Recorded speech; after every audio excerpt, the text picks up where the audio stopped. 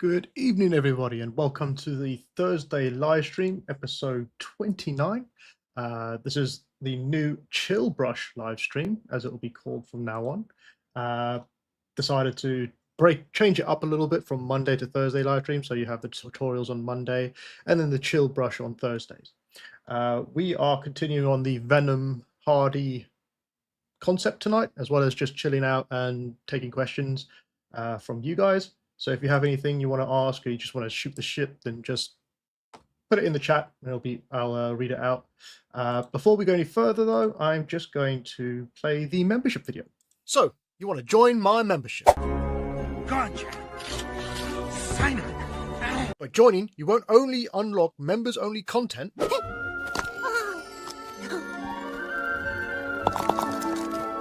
you'll also be supporting my channel and the growth of the community. Are you ready to do your part? I'm doing my part. For as little as a price of coffee a month. God damn, Jimmy. This some serious gourmet shit. You'll be able to access all past live streams and get exclusive members-only content. Yeah, boy. That's less than 49p a video. Shut up and take my money. So if you're ready, join now and become part of this 3D journey. Where we're going, we don't need roads.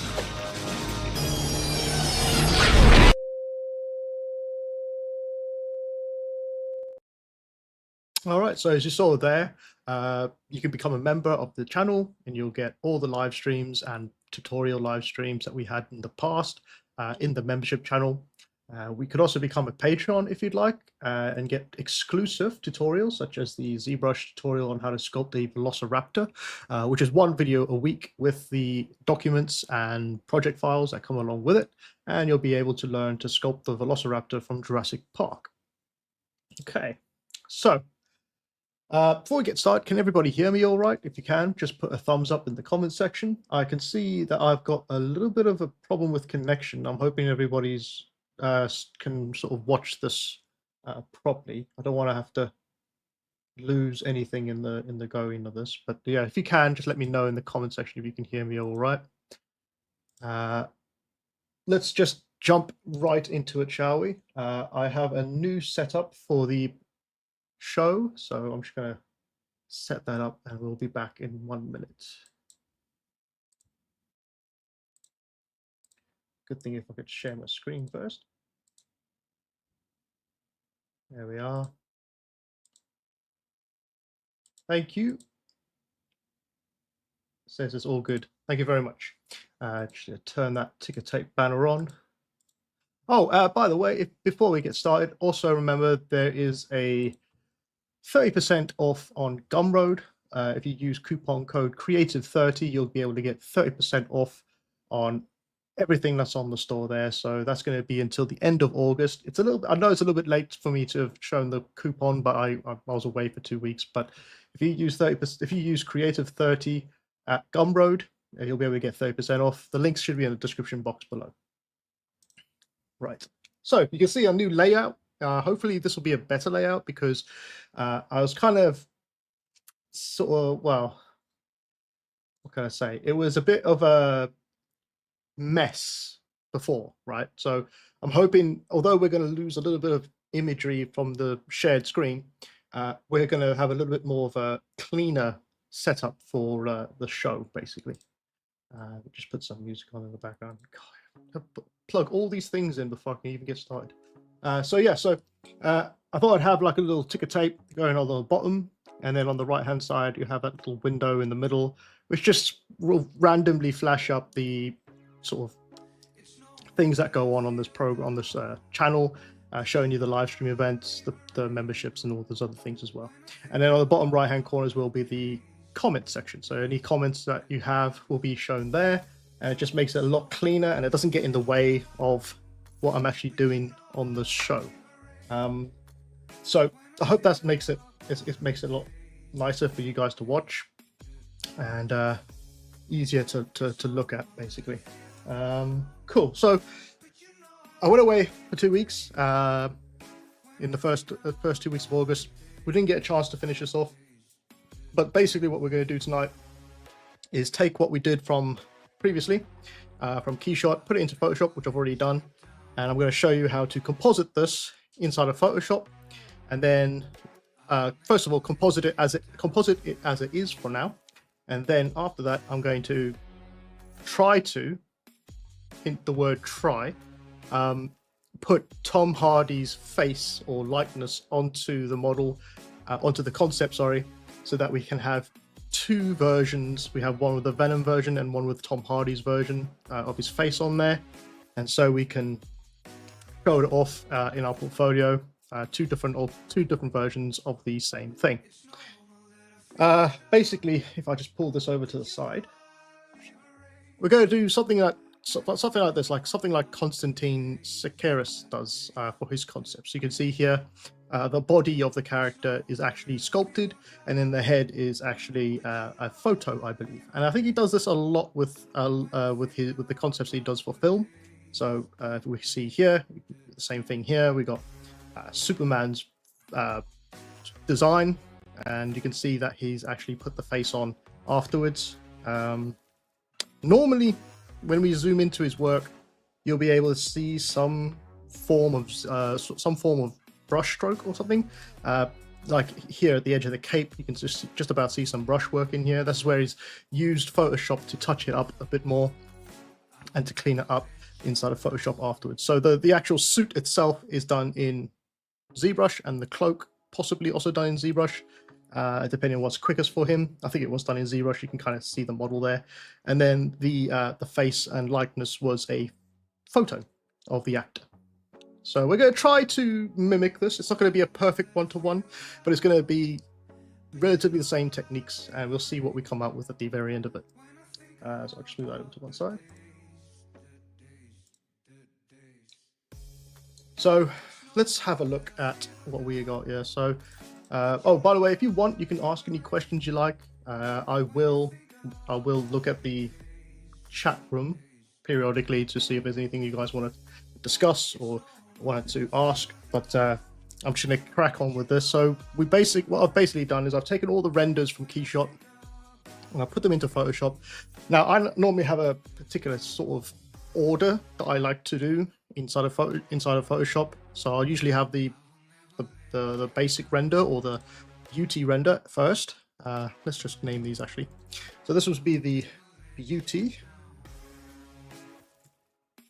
render. The next one's going to be a matte render. So that's just taking all the shine and sheen and sort of translucency. If you have any subsurface scattering, just taken off. It's just a basic matte render. The next one is the reflection, so it just calls ref for reflection. The next one is the rim light, so just call that rim. The next one is ambient occlusion, that's AO. And the last one is our mask, which is just MSK, sorry. So those are how I normally set this up when I take it out of Keyshot into Photoshop. What's the one? I think the music's talking over me, so I'm just going to change it over to the next one.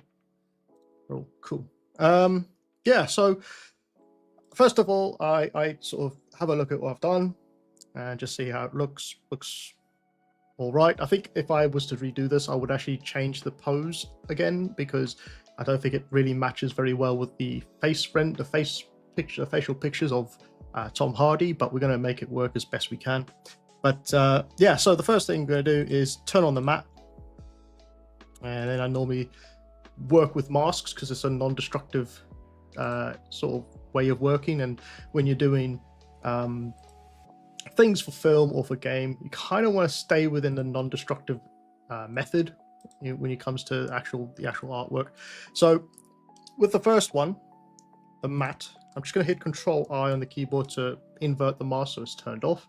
And the first time I use the matte is to actually take away a little bit of that shine on the character, even though, you know, Venom's got quite a slimy sort of wet look. It's still nice to just take a little bit of that shine off in certain areas. Now, it doesn't have to be everywhere, just in some areas will work a little bit better. So around the feet down here, because, oops, yeah, well, should be fine. Around the feet down here. Now you can see On the base as well, we want to capture some of that. There's a bit too much shine on the base, so we'll just add a bit of matte into the base there. And just take it out of some specific areas, just so it's not so harsh. The typical idea I'm going for is to highlight the muscle tones and the sort of shapes with the light, and then take it away with the matte so that it gives a bit more of a crevice feel.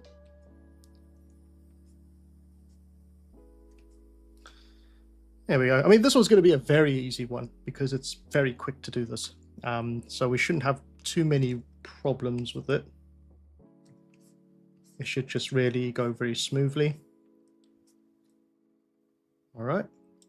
Now the reflection, if I turn that on, you can see the floor is reflecting a bit too much. So what we're going to need to do is actually delete the floor out of there. And that's why we have the mask.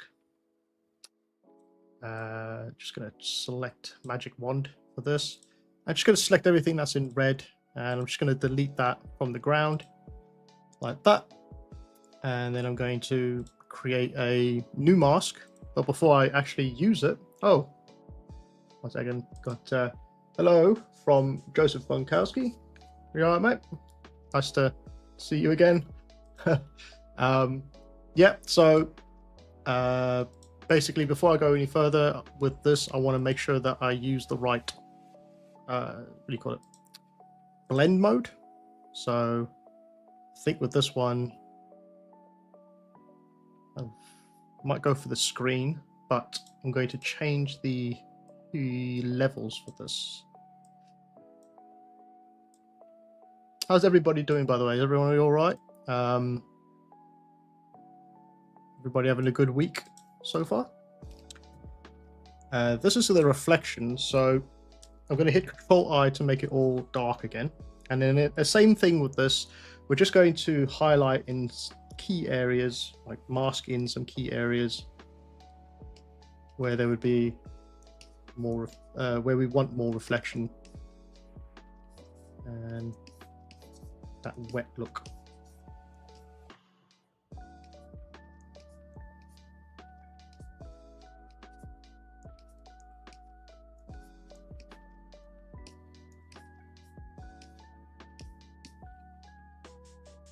Okay, so I'm just going to bring down the opacity for this as well. I don't want it to be too overpowering. There we are. And then the room light, I'm just going to turn that on. Same thing as the floor. We're just going to delete the floor. So again, using the magic wand, just going to select the red and delete the floor. And for this one, we'll also use a screen for this one.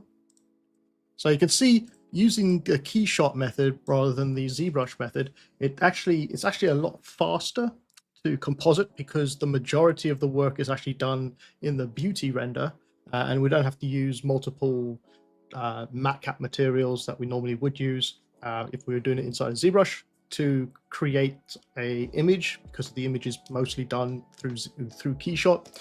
And that's why a lot of artists that work in film, like concept artists, will actually use Keyshot or Blender, maybe also Arnold Render, to do this, because they get faster results, and then they go into Photoshop and they clean it up later.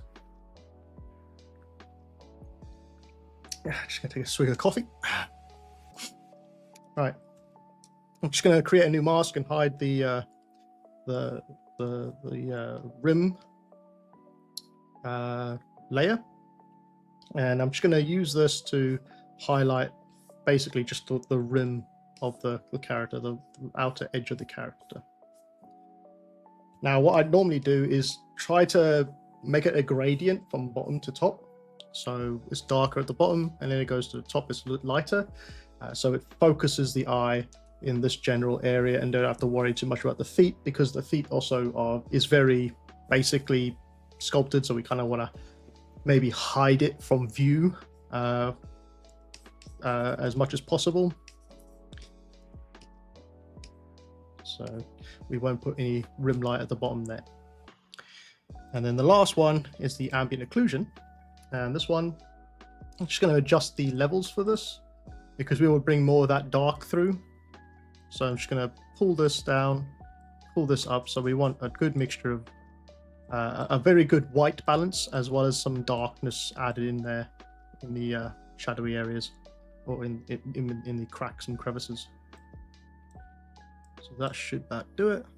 And then this one's normally just a multiply, and this really brings it all together. So you can see before we used it, it's kind of the shadows weren't working very well, but when we turn it back on and we get that ambient occlusion in there, it starts to really pull the character all together.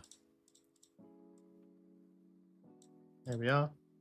Especially helps out in this mouth area. If we turn this on and off, you can kind of see how the ambient occlusion is working in this mouth area in general, and it just makes it look a lot more cleaner and better. So once I have all the layers sorted, the ones that I've rendered sorted, I can then go ahead and delete the background. So I'll just use the mask to select the black, which is all the background, and I'll just delete all the backgrounds from each of these. Oh, looks like I've missed the ones between his legs, so I'll just grab that as well and delete those as well. Now, typically I would go ahead and crop it so it's nicely cropped, making sure that the sort of the visual, like portrait or landscape, normally portrait because it's a character like this, is standing on its back leg, or its legs, sorry, and it's got a very long sort of height to him, sorry. So that means that you want it portrait, you don't want it landscape, because then if you had it landscape and you try to put him into a scene, you'd have a lot of sort of empty space around him, and we're trying to cut down on all the empty space because we want to focus on the character itself. So with that, we've actually got the character how we want it. If you really do want to, you could grab all the layers. I'm going to put them into a folder so it's easier to manipulate, and you could just scale it up a little bit if you like, just so he's just a little bit bigger and he takes up a lot more room. But then you also have to worry about the rule of 3.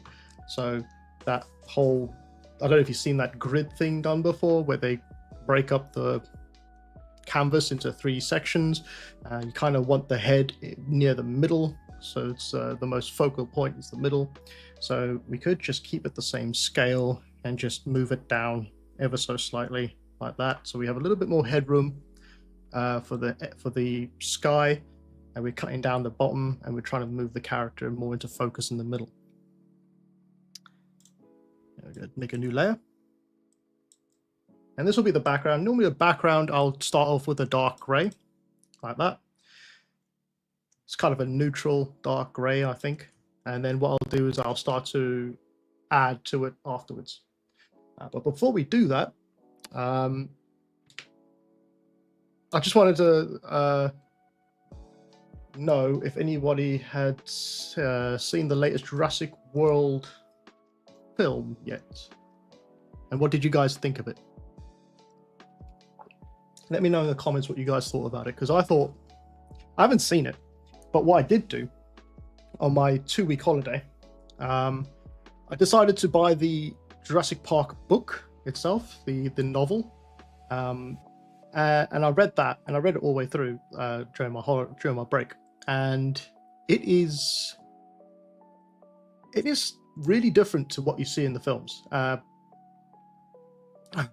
Hello, crack.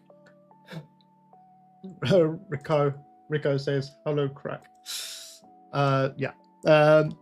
So yeah, I was reading the book, and now there are similarities to the first film, but the actual the other similarity, sorry, I found they're actually part of all the films. So it's weird. You know, the whole, I haven't seen the film I haven't seen the film yet. I have bought it, but I'm going to watch it. But in Jurassic Park Rebirth, there's a scene in there, I believe, when the Tyrannosaurus is chasing a river raft down the sea, or down the river. Now that's actually in the Jurassic Park book, the novel, and it's actually quite it's quite a close to what the film sort of portrayed. How the T-Rex sort of saw them and chased them down the river, but it's a bit more interesting, I think. And also in the book, there was actually two T-Rexes on the island in the first film. There was a juvenile and there was an adult T-Rex, which is kind of fascinating because they could have done that. I think it would have been fine. But there's a lot of philosophy I found in the Jurassic Park novel. Through Ian Malcolm, the character Ian Malcolm. Funny enough, spoiler alert, he doesn't make it in the novel. He actually dies, which I think personally would have been better. He just did that in the film. But yeah, so kind of an interesting book. I'm not going to ruin it too much, but I think everyone should watch it because it's vastly different to what we got in the film. But at the same time, if you take all the films and you watch all the films and then you read the book, you'll see parts of the book in every single film. So it's kind of like they went back multiple times to see what was in the book, basically. Anyway, I thought that was a bit of an interesting thing to bring up. I'm not sure if anyone's actually interested in Jurassic World or Jurassic Park anymore. I mean, to be fair, I think it's been done too many times and they could possibly do with a break, but that's just my own opinion. Cool. So getting back to this, we're going to use a ramp. Now, I'll typically pick the color of the floor just around the edge here on the floor so that when I bring this up or use a ramp going upwards, it kind of blends in better with the floor. That. And now I'm just going to go ahead and start using loads and loads of layers. Basically, it's just something I normally do. I just use tons of layers when I'm inside of Photoshop, and I never name them because I never have a chance to, or I don't see the point in doing that. Next thing I'll do is just create a horizon in the background, I guess you could say, or a light source in the background. And I'll just add that as a screen and bring down the intensity. Oops.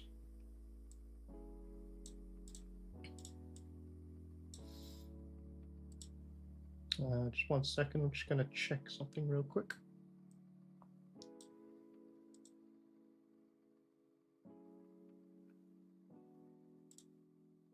Yeah, okay. So I'll make another layer. And this one we'll do it darker on each side. I just noticed if I bring it in to view, just noticed that the way that he's composited this is very interesting. So he's got the light source at the bottom here, and then he's also got like a dark area around here so that he can shine. Sort of the middle piece can sort of be very visible. Thank you, Mustafa Hyder. Yes, I am real, and I'm not an AI or a robot. Yeah, so you can see from his work, if you're ever stuck, right, and you want to do this type of work and you're stuck on how to composite something, it's not illegal to take a look at what they've done and try to replicate it, but add your own spin to it, right? So we got these other versions of him here. This Thunderbolt Sentry character, and you can kind of see the general idea that he has a light source down here, and then most of the rest of it's in dark because he's trying to show off the character in the front. Obviously, the character itself, Sentry, was a bit of it also tells a sort of story. So if you see the Sentry character, he's in the dark, he's quite moody, the light's all moody, he looks quite angry in the image. But the whole lighting makes him look like an enemy rather than a hero, right? But then you go over to someone like Superman, and it's totally different. It's a brighter background, everything's brighter. It sort of gives off that friendly look to the character. I think you can see from his other works here, he's kind of trying to do the same thing with all the others here. Sometimes you can mix and match as well. So you see this one here, he's supposed to be a friendly, I guess, but he's put him on a dark background because he's trying to show off the colors of the green and the silhouette and stuff like that as well. There's so many different tips and tricks you can use when it comes to compositing a character. Minimize this 1 6. So I'm going to do pretty much what he's done, and I'm going to try to make a darker background, I think, because he is technically a villain, you would say, but he's also a hero from Sony, so I'm not quite sure how that works. Anyway, let's see if we can add another light source in here. Try to add a lower light source. Like that. And I'm going to put that on top.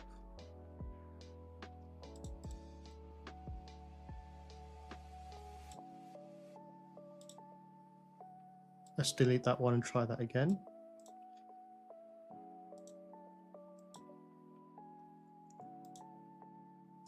I think the problem we're going to have is that we've got the floor here, but we could fix that.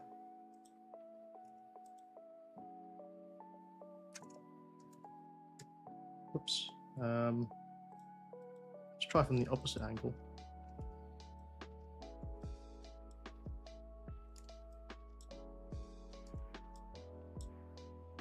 Yeah, that'll do. Cool. And then once I have all of these in here, all the light sources in the right place and sort of the mood in the right place, you could say, I'll then come in with the brush, normally a cloud type brush, because it just softens the background a little bit and gives it a bit more shape, like cloud shapes. And I'll just come in here and I'll start to use a cloud brush to add some either clouds or smoke-like effects to the background. So you can see, it doesn't have to be too in your face. It's just a very subtle hint. It just breaks up that background a bit more.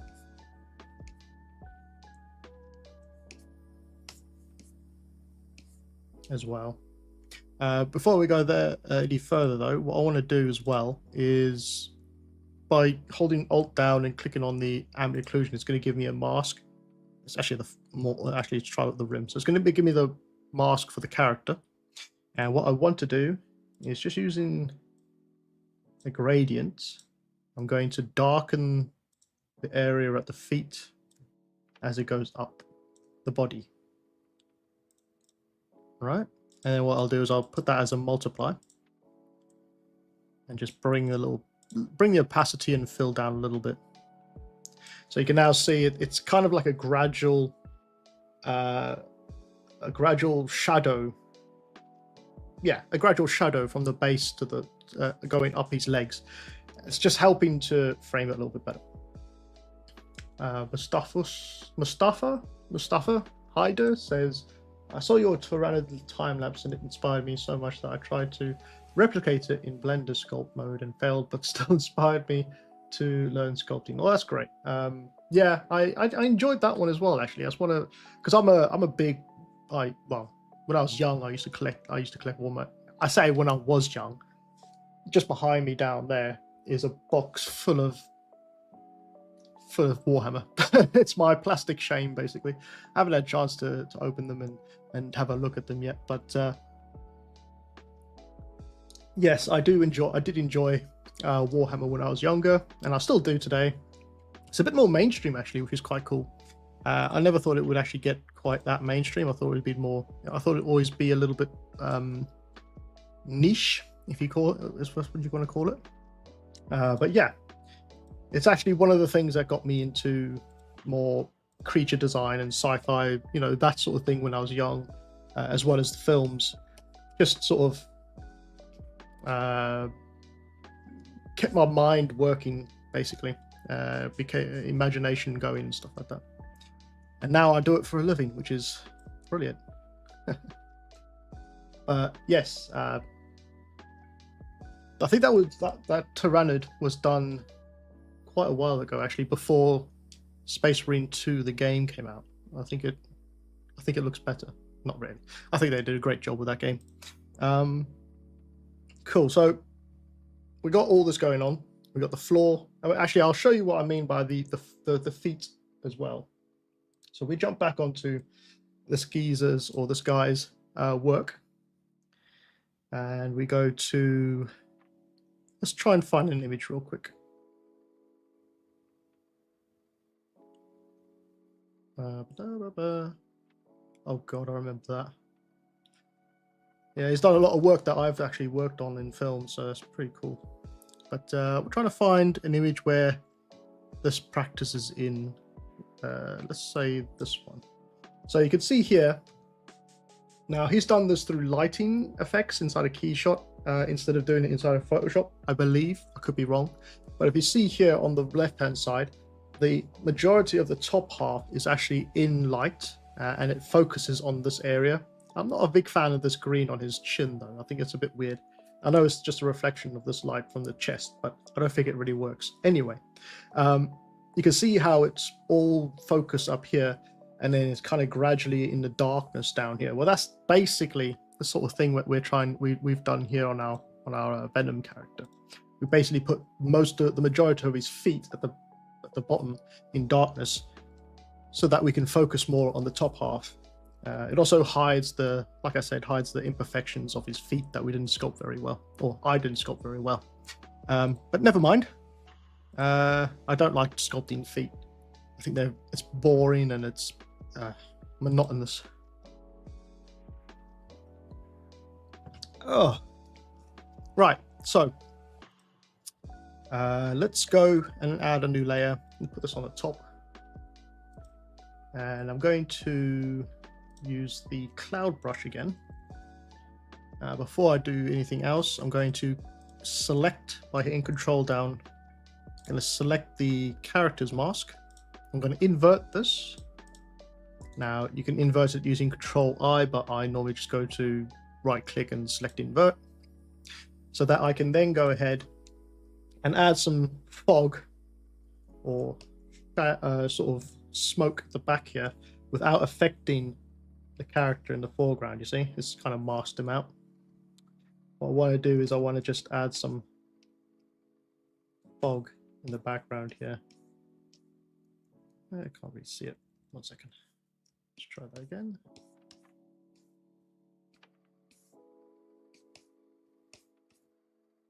Okay, well, let's just see how this goes. It could be horrible. Bring this down. There seems to be, I think it's this one. What I'm going to do is I'm going to delete the floor from this one. No, we can't, can we? Because we have a mask on this one. Never mind. What I'll do instead is grab the mask from this one.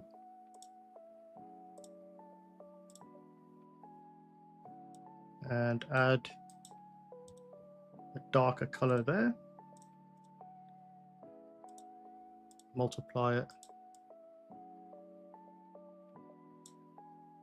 And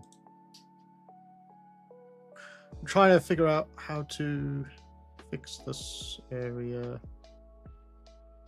That's right, I'll delete. Well, I'm filling that in. I'm going to fill this in with black on the floor.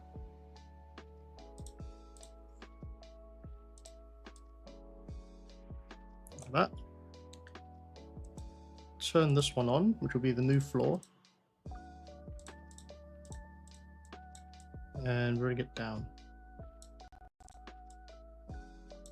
I think that's better. Even though it's more visible, this sort of works very nice. Izul, the Beloved. Yeah, Warhammer, Lord of the Rings, and Conan comic are my gateway to start doing concept art and sculpting, and of course, being inspired. Oh, well, thank you very much. Yes, I didn't buy the Conan stuff. I have the Lord of the Rings. I have the big one, the big red 3 books in one Lord of the Rings book, and I think I got more than half the way through, and I just stopped, because it's so big, and it's also so dense with explanation about environments or philosophy of the characters and all these other, all the history and stuff like that. It just took forever. I'm gonna pick it up one day, but right now it's just so it's the last thing on my mind to try and finish read. But I love the films. A funny thing, actually, I thought that when the first came out, I was quite young. The first one came out, and I thought when it finished, I was really disappointed, because I didn't know about Lord of the Rings. I never came into my psyche about anything about Lord of the Rings. I was like, what the hell? Where's the rest of the film? Because it sort of ended with Frodo and Sam sort of looking at Mordor in the distance, and it just ended. I didn't realize that it was actually going to be 2 more films, and I was like, well, that was shit. I want to see the end of it. What the hell? It was kind of the period in film where it's actually interesting, because I think, from what I can remember, Lord of the Rings was one of those film series, that was the first, like the first to have 3 films for a storytelling. Before, it would be like a full film, and it would end, and then if they wanted to, they would make a sequel, and then they'd make a sequel to that one. But I think Lord of the Rings was one of the first ones to have a continuation from the first one to the second one to the third one, to the end. And I was like, well, that was shit. I didn't realize it when I was young. I didn't realize it was 2 more films, but I was really disappointed. And then like a year later, because they did those sequentially, didn't they? They filmed, I believe they filmed 1 first, and then once they'd finished 1, they started 2 and 3 together. I could be wrong though, but I think that was great the way they did that, because it didn't give time for aging of the actors, and it kind of kept it nice and in the same sort of universe, because if you watch if you watch anything that's been made recently and they try to do like a continuation of films, they like to change things too often. Like I can't remember films now. But where's there been a film where it's supposed to be one film and the next film straight after, like but they've taken like 3 to 4 years to make it. I guess you could say most of the Marvel films, but they're always changing the technology and changing the costumes in those films anyway, just to keep up with newer is better type thing. But I have to have a think about that. If you could, let me know in the comments if you know a film where it's supposed to have been a continuation of the first one, but when they did it, it changed drastically. Like the characters look different, or the costumes or anything like that look different. Because Lord of the Rings was one of those films that looked exactly the same from first to third, and it looked like everything belonged in the world of of the Middle Earth, basically. But let me know in the comments section, because I can't think of it right now, but there has been films out there that's supposed to be a continuation, but they look drastically different to each other. Cool. So actually, I'm going to take out some of this, even though you can't see it very well.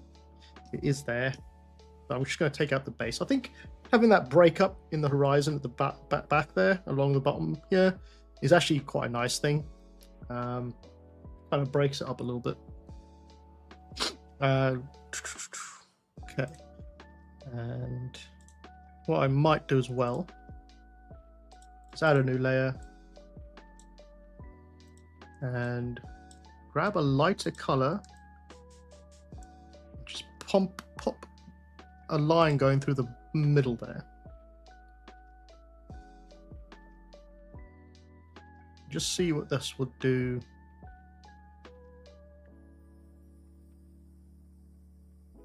That looks pretty good.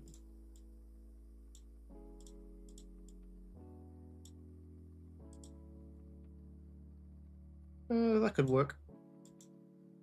Just give that a little bit more of a pop in the background, as if there's like a light maybe a car headlight at the back, just popping onto his back of his shoulders there, and then he's sort of in the foreground.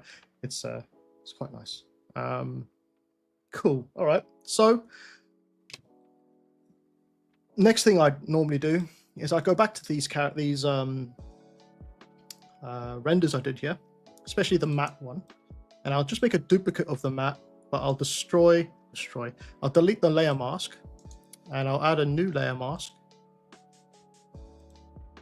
This one you can actually start to manipulate colors and stuff like that. So if I think it's a little bit, if I turn this off, sorry, you can see it looks a little bit dark at the top here still, and I kind of want to emphasize a light coming, like lighter at the top here. So what I'll do is, using adjustments and brightness and contrast, I'll bring up the brightness, bring down the contrast. Now you can go crazy if you want. If you can go a little bit crazy with this as well, because you can always tone it down later anyway. And I'll say that that's what I want, and then I'll turn this into a black and white.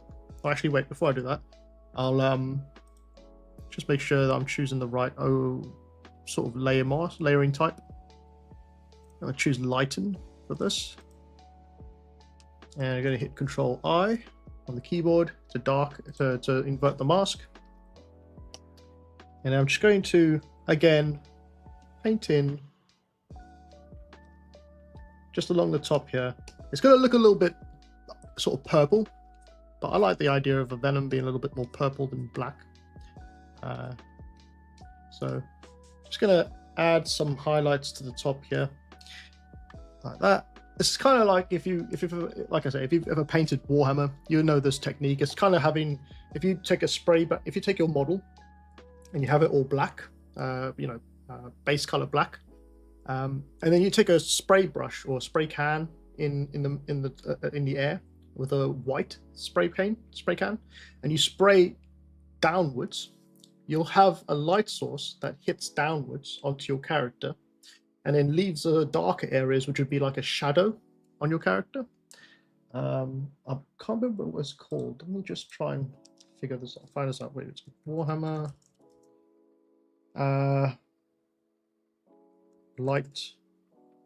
Lighting. I think I've got to try and find it. Spray.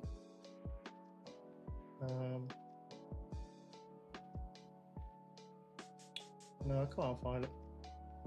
But the basic idea is there. If you take a dark character and then you spray downwards with a white down onto him, it's kind of adding that light source sort of effect. And what we're going to do is just come in here. Actually, lighten might not be right. Might go for screen, but then bring down the opacity a lot, because we don't want to have too light a character. We just want to have a little bit more light at the top than at the bottom, so it emphasizes that area at the top there. Here we are. Okay, and just having a look. Just gonna try and find some VFX stuff now. So normally I have like loads of well, not loads, I'll tend to use photos to enhance the character in the scene. So what I mean by that is if I grab this and bring this into the scene. I just got it off camera for a minute. So this is kind of like a texture of metal, rusted metal, right? But what I'll normally do is I'll use this as a texture on the character. I'll just scale this down, and then I'll just sort of multiply or duplicate this all over the character. Don't worry about seams or anything like that. We're going to fix that in a minute. And then I'll merge this down, and using the the spot heal brush, highlights, zenithal highlight, that's the word, zenithal highlight. Thank you. I'll try and find that 1 second. Zenithal highlight. There it is. Okay. Bring this into the scene. So you can see here, this is what I mean by it. So we start off with a dark black, and then what you'll do is you'll spray from top down, and you'll get the dark patches in the crevices or the areas of the brush or the spray can can't touch it, and then you'll get the lighter areas where it is touching it. So you can see this with multiple versions here. It's called Zenithal Highlight. There it is. That's the one I meant. So you can see the dark areas, and then the light source is coming from this angle, and then it just helps to make the painting, the model look more realistic once you start adding more textures or paints onto it. But yeah, thank you, Isel the Beloved, for that. Returning to this, we're just going to use the spot heal brush just to get rid of some of these seams. It doesn't have to be perfect. You don't have to get rid of everything. Just make it look so it's not sort of what do you call it? Copy pasted, basically, as much as possible.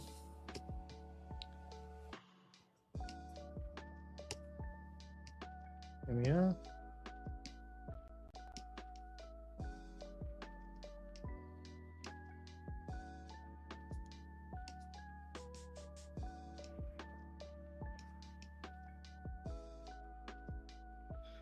There we go. So what has everybody been watching, or has anybody watched anything interesting online recently? I'm currently going through watching strongman sort of YouTube channels like Eddie Hall and Brian Shaw. I'm currently going through a phase of that because I started off because I wanted to research lean bulking for exercise, and then I just went down a rabbit hole and just started to look at more and more weird things. You know how it is with YouTube. Once you look at one thing, they're going to pump your YouTube channel with just that thing or that type of thing.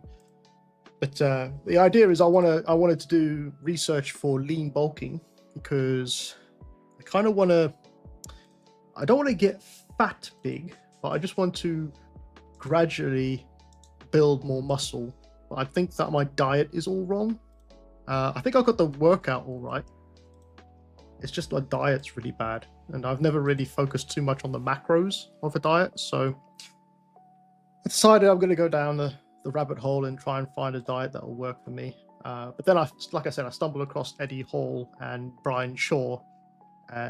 They're the strong men from one's from America and one's from England, and just watching what they ate in one day when they were doing their strongman challenges, it was just strongman training. It's just crazy. Like I think Eddie Hall ate 15,000 calories in one day.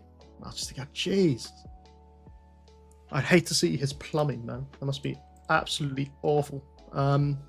Before I go any further with this, so we go around with the spot heal brush and we sort of healed the texture. We've healed it enough so that it doesn't look so repetitive, basically.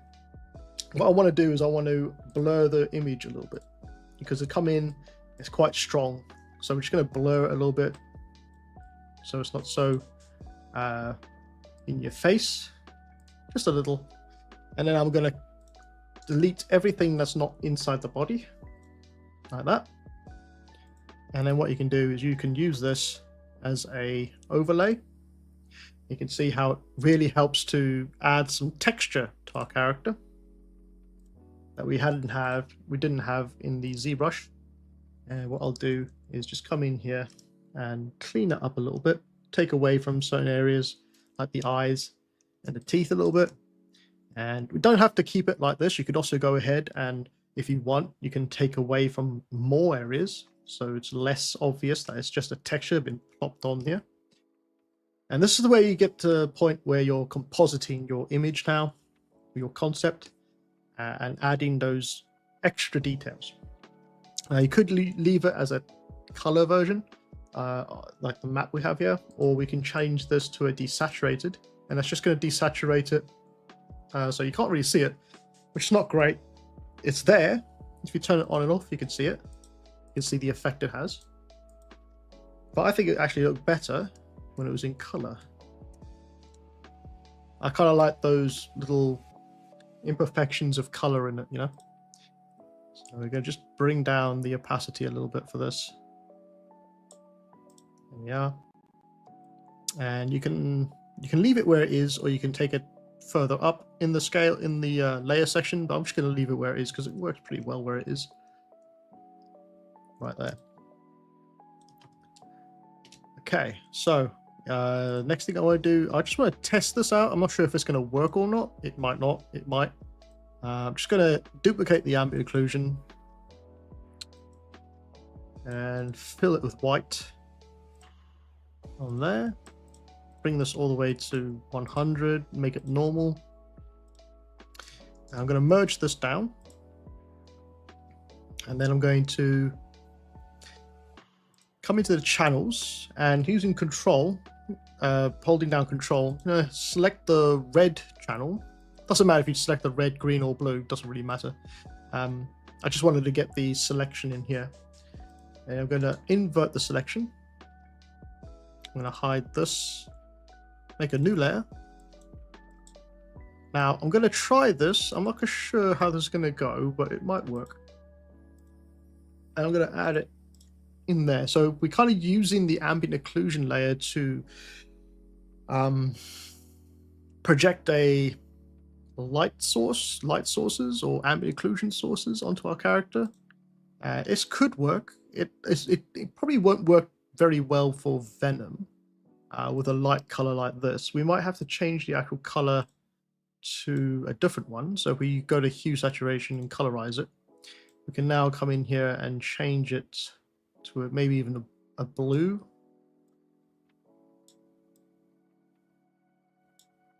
Let's see how this goes.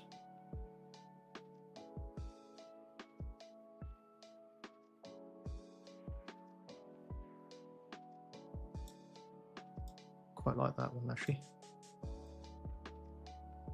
That's quite nice. So we keep that like that, and then we're going to make a new layer, a new mask, hide everything, and bring it back in with a soft round brush. What I'm trying to do is get a little bit of light, a little bit of color in these dark areas of our character. Like I said, this is not going to be your typical version of Venom. It's more of like a artistic reimagine, I guess. It's not going to look exactly like the one from the film. You got to put your own spin on things, really. Oh yes, Joseph Bunkowski says, "Thank you for my full poly paint enhancement advices. It became much better. Thank you." Yes, you did ask about the hair, and I think I can help out with that a little later in this process when we actually put Tom Hardy's head onto our character. So stick around for that, or if not, you can rewatch this later. But I'll try and get to that as well. I'll just show you some techniques on how to put some hair on the character. Cool. All right. I mean, this is looking, for me, it's looking absolutely brilliant. I didn't think it was going to look this good, to be fair. Just bring this down a little bit. So we have now got ourselves a Venom with background, composited. Everything else is composited. You can, if you want, you can go in there, you can add some saliva in here. Maybe that would be something we should do just very quickly. So, and this technique can also be done with hair or any type of like hair or anything like that. So all you gotta do is use a really small brush. You can use a round brush, or you can use a brush from one of my brush packs, the Photoshop brush pack. And all you gotta do, very simply, is make sure the brush is rather small, and just making sure that you have pen pressure on and opacity on as well. I'm just going to come in here. I'm just going to very lightly do some lines. Whoops. And then get the eraser brush out in case you make a mistake. Now, it might not look like much, but from a distance, it's going to look all right. If you want, you can even have a bit of drool coming off his chin here, if you like.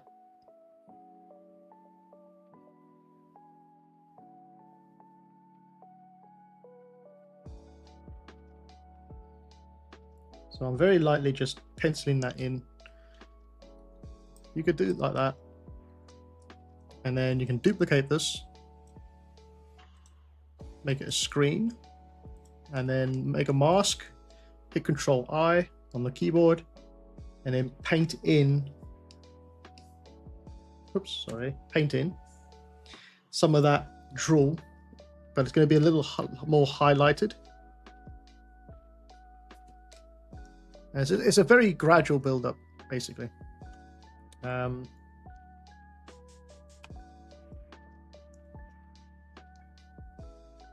It doesn't always work, but it doesn't always look amazing, I guess. But the longer you do it, the more precise you are with it, the better it will look. It's just a little bit of extra detail, basically. If you were to do hair, I would use the same sort of brush, maybe even a round brush if you have a round brush. And if it's just like little follicle hairs, you know how you have those little follicle hairs along your arm, Well, basically it's just picking the color nearest to the edge of your character. It's typically better when you do it with a more lighter color than a darker color. And it's all you're doing is you're just flicking very slowly. You'll start to flick some of this hair out from the side.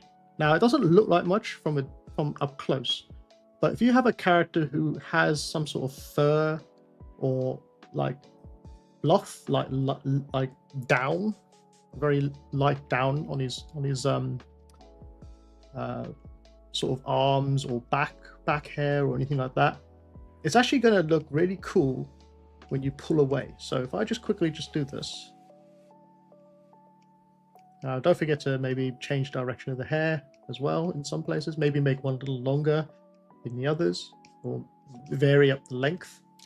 Now, it doesn't look like much from here, but when you start to pull away, all it does, you can't probably see it, but all it does is it breaks up that hard edge along the body there.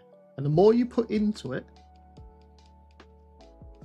right, the more hairs you put into it,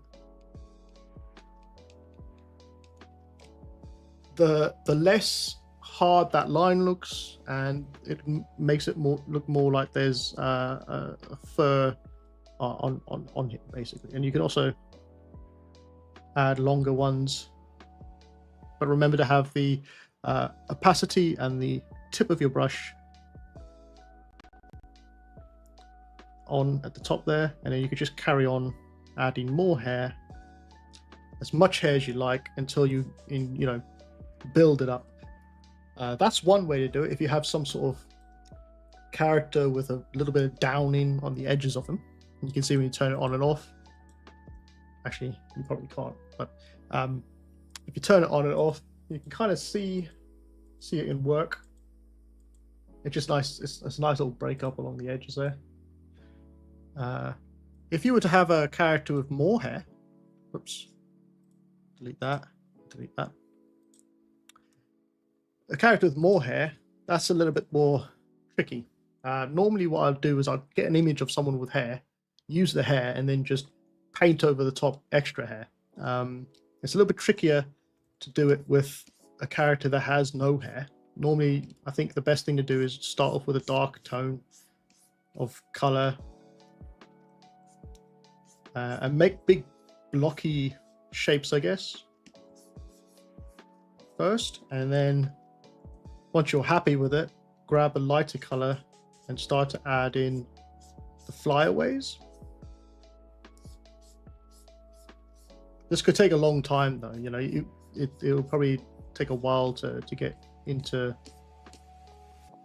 making this look good, but it's all about building it up slowly until you're happy. I mean, the best thing to do, I think, would be to also look at references of hair and how hair sort of looks in photos and stuff like that. But typically, maybe the best thing to do would be to sculpt the hair like in very broad shapes, the sort of silhouette you want in ZBrush, right? And then once you have that broad shape, then use it as a base to then paint on the hair strands on your characters on that inside of Photoshop. But yeah, there's multiple ways to do it. I think the best way is to paint it inside of Photoshop. You don't really want to sculpt all that hair inside of ZBrush or take it into Maya and use XGen to do all the hair if it's just going to be a concept piece. There is fiber mesh inside of ZBrush, but it's not very, for me anyway, I found it very clunky. It's something you'd have to learn quite a bit, like really sit down and dedicate yourself to learning how to use, because it's not, I don't think it's very user friendly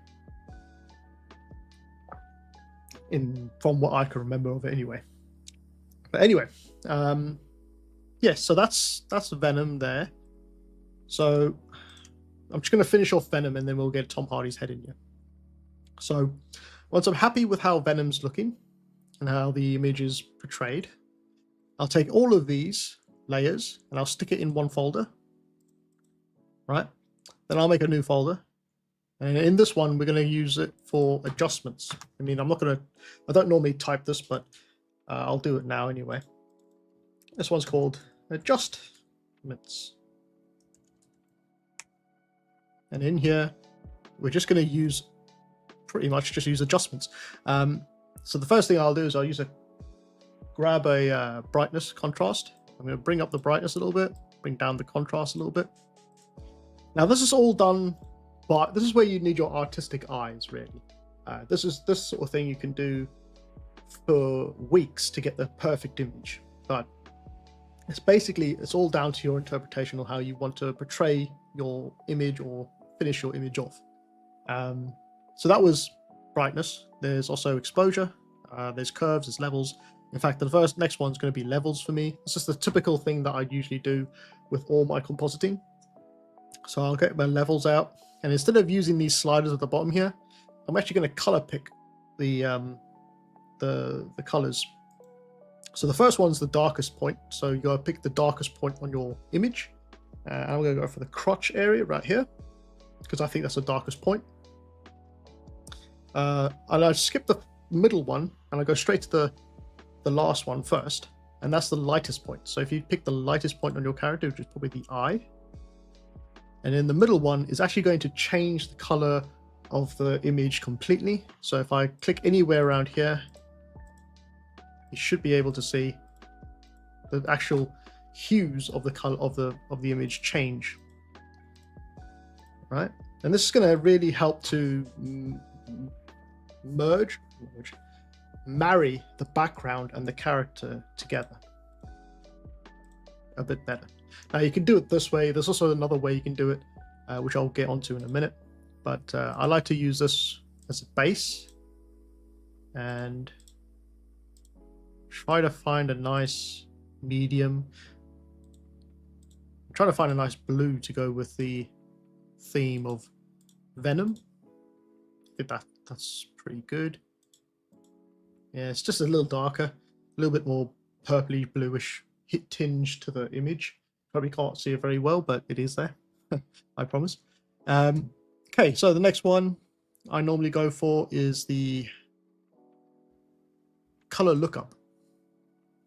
And in this one, I normally change this to a color layer. And I'll just go through here. I'm just going to cycle through these until I get a nice overall look, basically, that I'm going for. Now, when doing this, it's good to, that's quite nice actually, dropping the blues actually gives it more of a Venom look. What's nice about this is it's giving you a nice finish to your character, to your image. That's quite nice. That's That's actually not bad. I like the way the reds in here, in the mouth, are a little bit more red. And the sort of hues of the blue and purples of Venom are really coming through here. But if you cycle through these, you'll be able to see more of them. That's quite nice. That's quite nice as well. It's a bit over the top, but it's quite nice.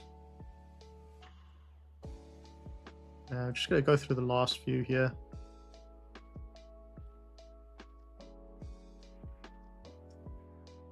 That looks nice, actually. Teal orange plus contrast. Now, you don't have to stick with the 100% color here. You can actually bring this down quite a bit. And use it very sparingly. Same with the fill.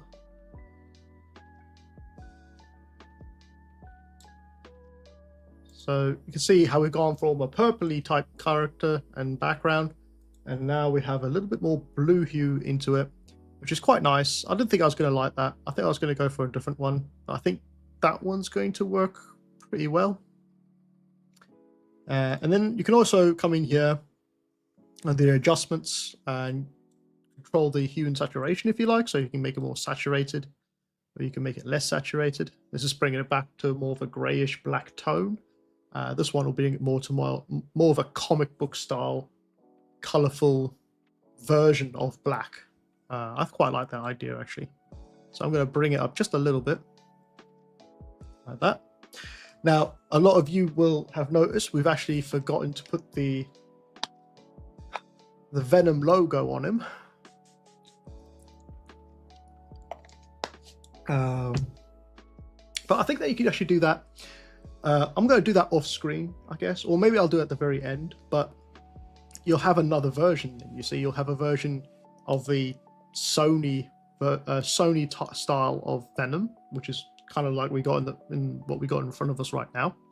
You'll have the Tom Hardy head on Venom, and then you can have the comic book version of Venom with the symbiote, the symbol in the front, with and without the hood. So you can have Tom Hardy's face with the sign, and then Venom's face with the sign as well. So you have 4 different versions of Venom when you finish this, and that's great to use in your portfolio. You know, you can show alternative versions basically. So I'm going to say that right there is the Venom version of our character. So I'm going to quickly just hide this. I'm going to leave it like that for that one. And what I'm going to do is I'm just going to bring over the pure ref scene, because I found 3 different types of heads here that we can use for Venom. Now, I'm going to try to use this one and this one. I'm not sure this one will work on the bottom here. It all depends on, again, it depends on the way your character is facing and it looks. So it's going to be a little bit difficult. But what I'll do is I'll use this one first, and then I'll try to add that one afterwards. So I'm just going to bring this over to the side again. I'm going to hit Control C to copy that image. And then I'm going to hit Control V to paste it. And I'm going to scale it down as well as flip it. And this, I'm going to turn off the adjustments for this, because what I want to do is I want to adjust this. And I'm also going to copy this one, so we have a backup of the Venom character. I'm going to bring this into the folder in here. And the next thing I want to do is just want to get rid of what I don't need from the image, basically. So I'm just going to cut using the lasso tool. Just going to very crudely lasso out everything but his head, select the inverse, delete, and then bring this to the face of Venom. Now, what I like about this image and the other image is that he's already got like this dirty feel to him because it's I think it's taken from Taboo, if I'm not mistaken, the show Taboo he was in. So it's actually quite nice, and also he's got quite an angry looking face on him, which gives him a bit more character. I'm just using a mask now to mask out areas I don't need, just to clean it up. Try to keep as much of the hair as possible.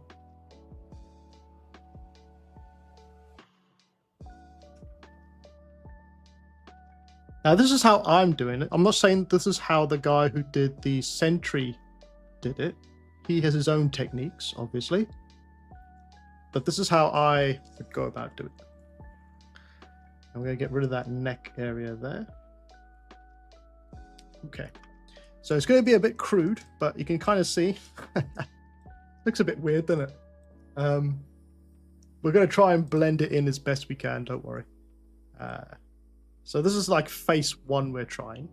And this is more of him looking off to the side, to the right-hand side, into the distance. And what I need to do is, using a soft round brush, I'm going to paint out some of this here. Fade it out a bit more so it's not so harsh. There we are. And I also need to, as well, adjust the image so that it's got more of the same tonal color as the venom that we have in the scene. So I'm just going to adjust the brightness or the saturation of it. Also, a good idea is to grab the brightness and contrast, bring down the contrast a little. Again, this is very much a artistic license, so finding out how best it looks and if it sort of fits on your character that you've got. So that looks all right. Not gonna worry too much. Maybe I just come in here and clean up the edges here a little bit more. Now, of course, the more you work on it, the more benefit you're going to get out of the image.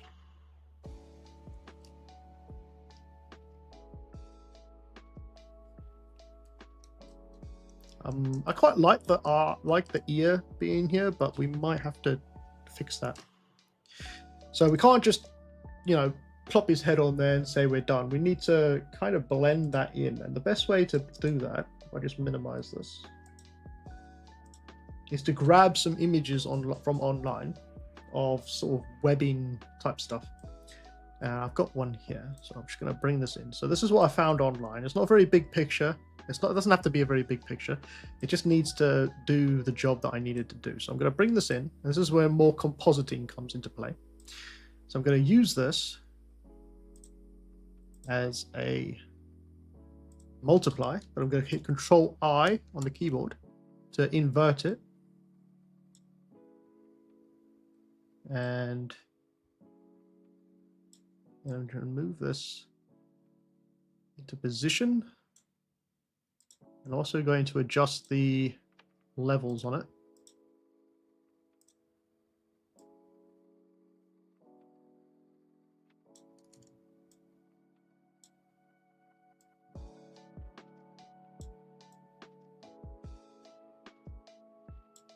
All right. Create a mask, Control-I. See if this works. Just gonna paint in some of that venom strand type stuff that he has.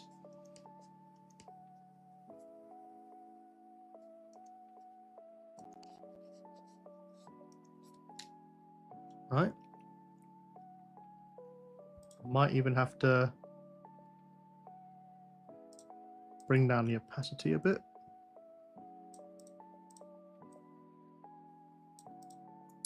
have other ones in here as well, so I'm going to bring this one into the Photoshop as well. So we've got this one here. We can use this as well. So it all depends on how much you want to blend it, basically, and whatever looks good at the end is going to work better.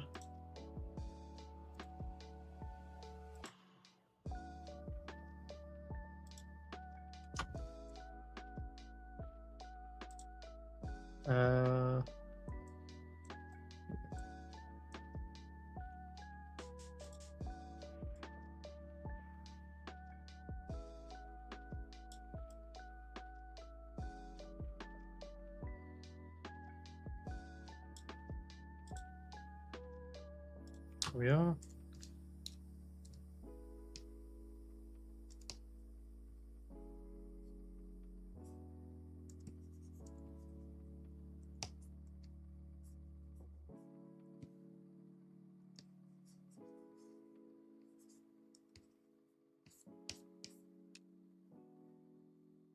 Going to colorize this, I think. Well, actually, no, I think I'm going to leave it as it is. Just bring down the opacity a little bit.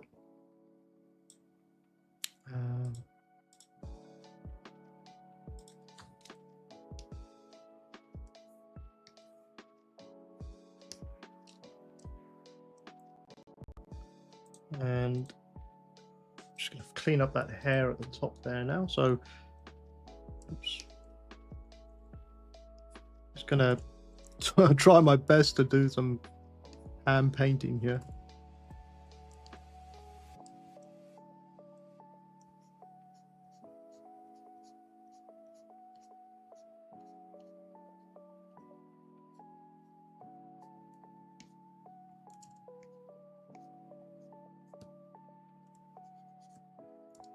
Oh my god, please don't judge me by my painting skills.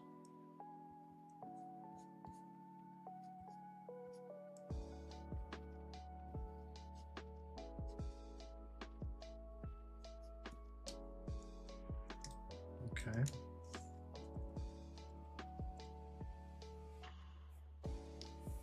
Try blend. Oh, can't do that. Okay, we're gonna have to paint in some of that purple.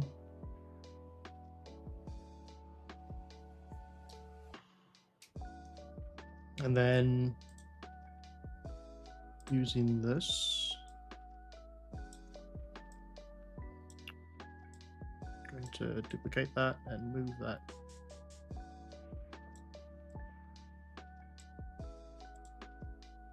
Over.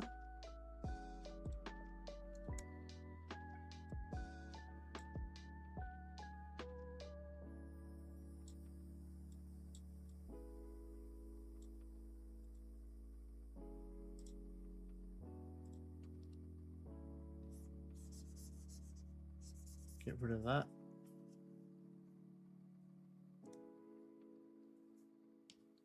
And paint in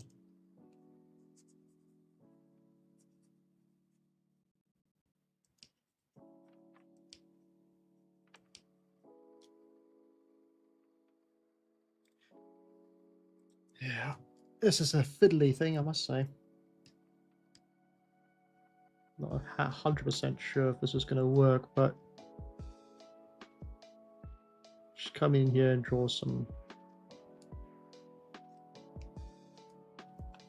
lines.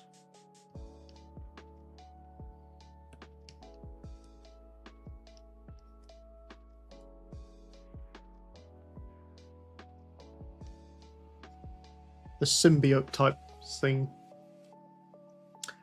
Joseph says, is that possible that you will do a null concept with Andy Serkis face once?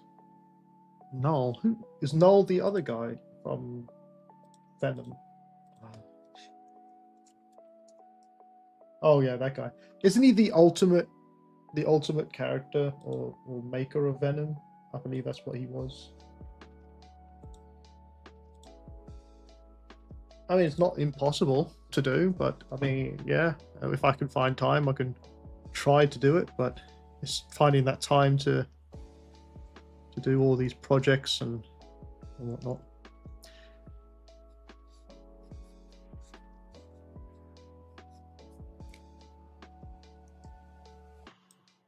Try to get that rim in there, but also break it up.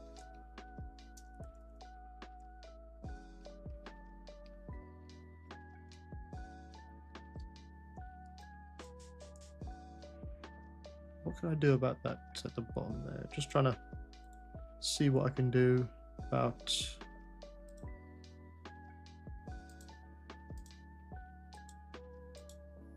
no, where was it? Is it this one? Yeah, this one. Let us brighten that up a bit. Or bring it out. We're just going to bring this out, this layer out, and put it on top of everything else. No, that won't work. Okay, we'll leave that as it was.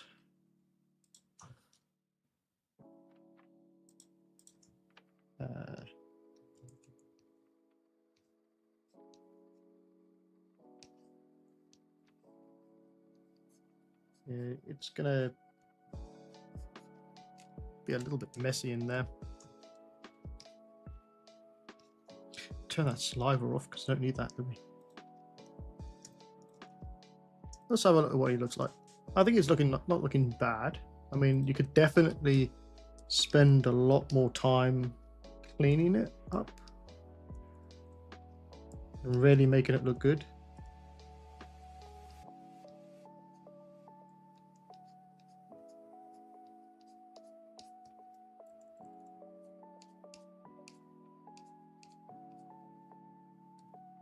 Given a bit of a long hairdo there.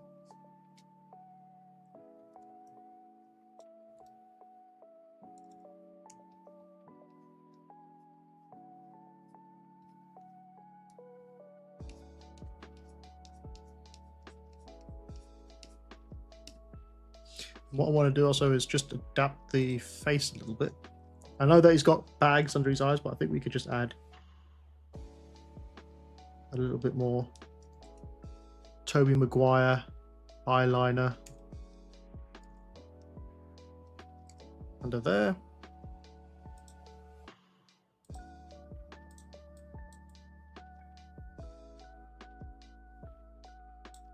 There we are.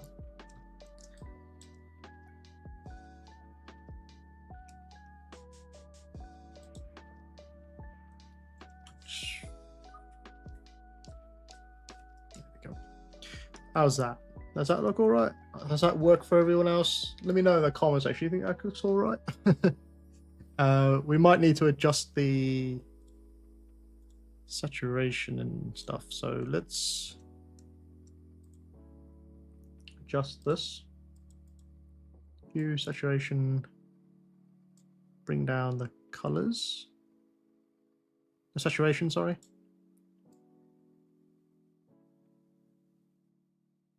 Bring up the lightness a little bit.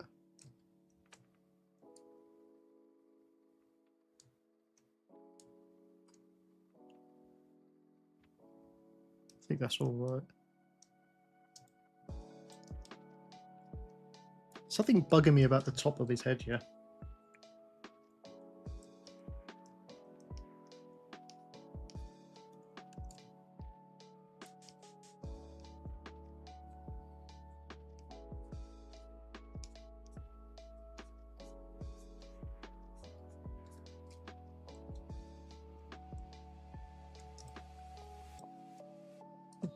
That's all right. Cool. I think that's good. Let me just turn on the adjustments and see how it comes out.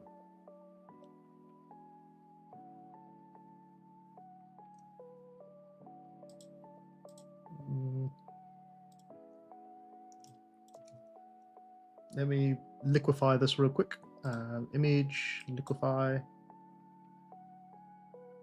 Bring us into this view right now. So I'm just gonna bring his chin out a little bit more. Try not to destroy the image too much.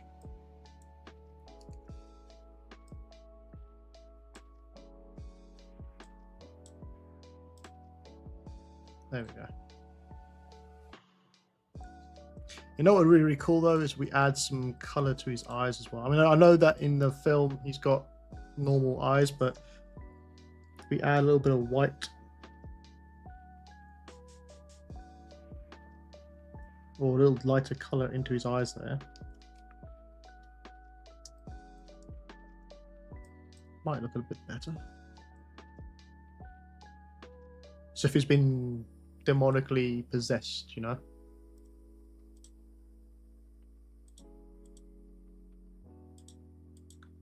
Just gonna check my vault of textures real quick and see if I can find anything in here we can use.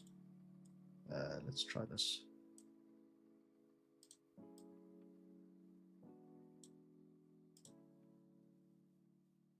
Bring the scale down.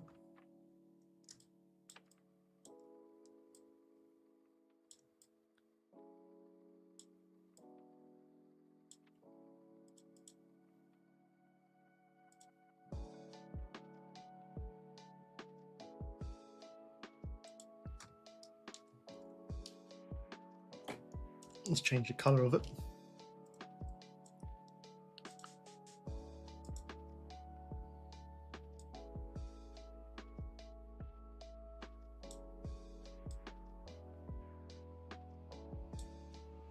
The lightness.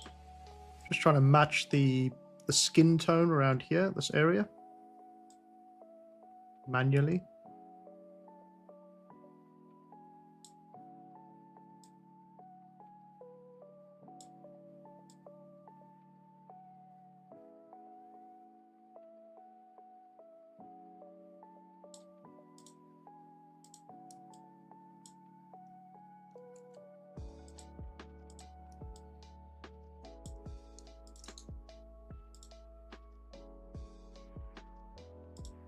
See what happens.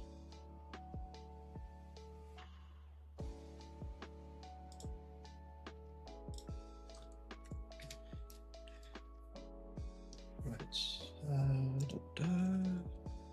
Soft round brush. Just gonna paint in.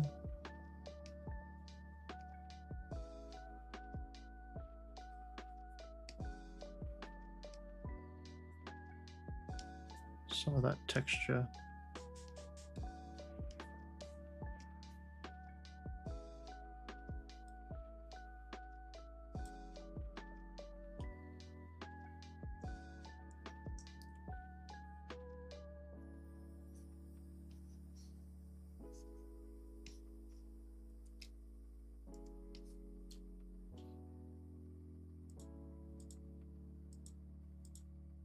Where is it? There it is.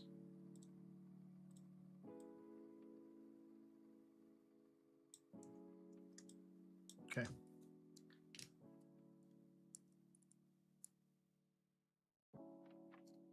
WWE Mirror Malaysia Joa. That's a hell of a name. Says Tom Hardy Venom 4 King in Black movie 2026. Tom Hardy Venom. Yeah. I don't know what the 4 King in Black movie means. But yes, it is a version of Tom Hardy I'm trying to make work. That's for anyone else, but I'm trying to make it work. I think it's not looking too bad. Yeah, as a composition. I'll turn this on.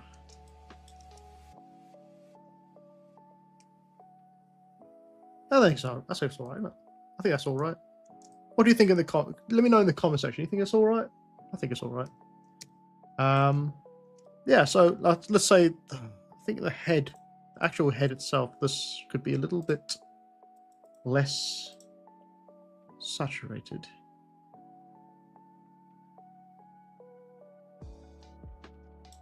Or was it supposed to be darker, you reckon? No.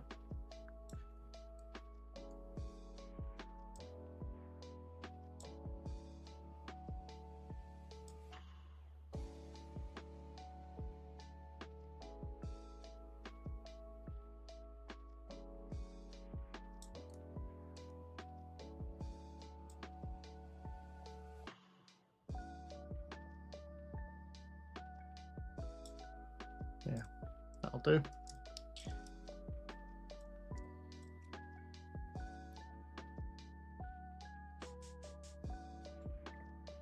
gonna try something real quick. I'm just gonna scale it up a little. Yeah, that's better. Scaled up a little bit. Nice. Oh, okay. Well, and that's I guess that's what we're gonna go with. We're gonna quickly just put that into one folder, so we'll call that one the head. And we can turn that on and off now, and we'll have the Venom, and we'll have the Tom Hardy head.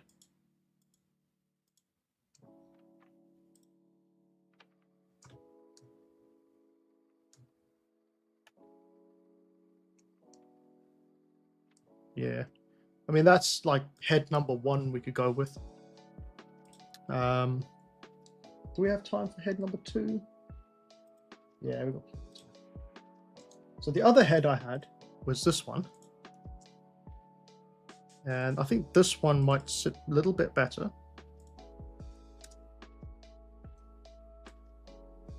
Than the first one.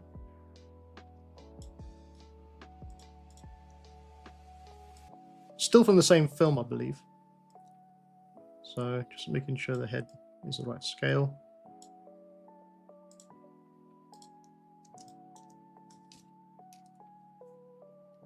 And just gonna again come in with the lasso tool. And we're gonna delete the background.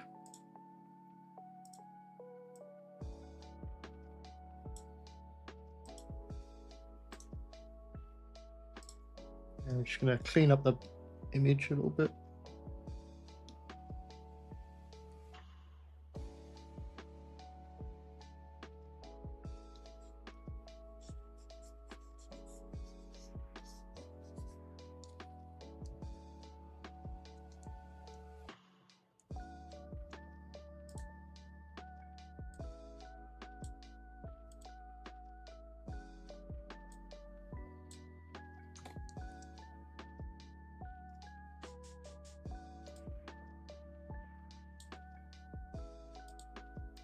There we are.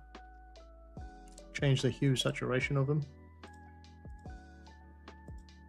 Oops, not vibrance.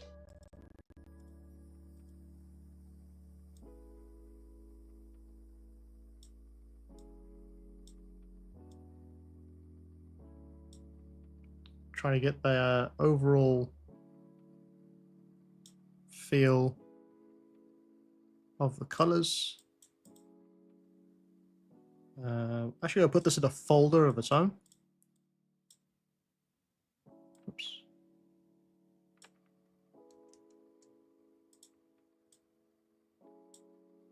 Call this head 2.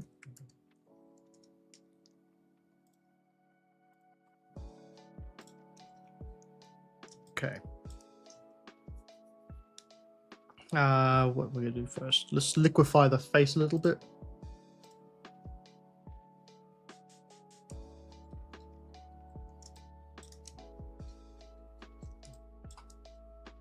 Just gonna pull this bottom jaw out a little bit.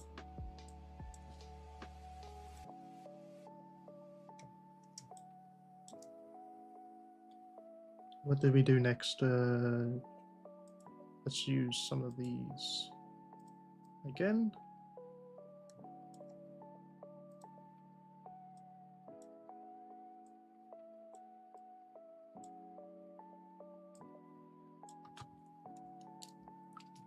Control I.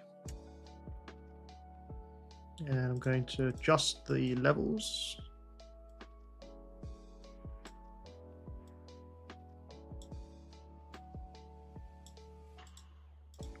Turn to multiply.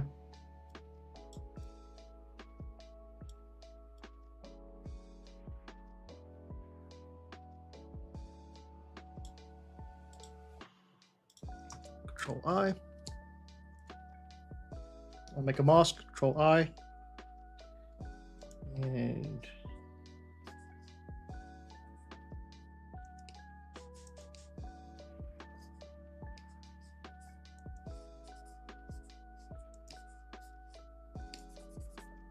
just paint that in.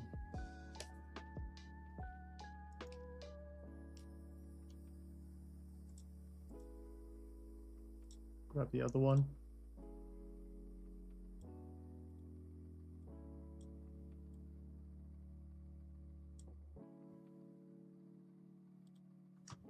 Control I. Adjust the levels.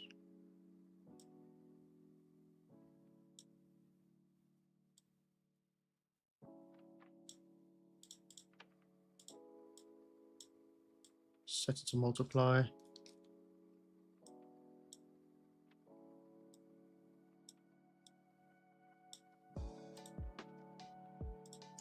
Control I.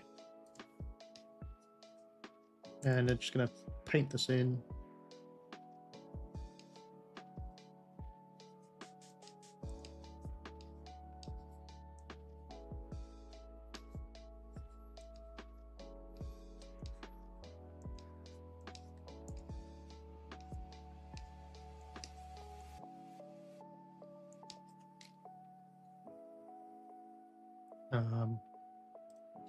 Grab a paintbrush and just gonna extend his face out a little bit here.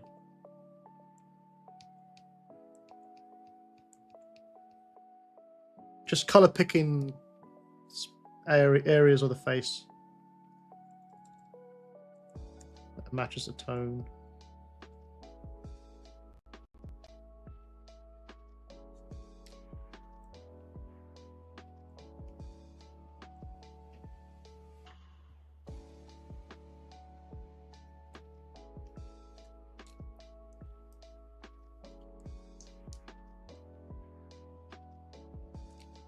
Speaking of which, I'm going to go back to the other head and grab this one and duplicate it and bring this out as well. I'm going to give this a delete the layer mask, and I'm going to add a new layer mask. Control I and paint that back in.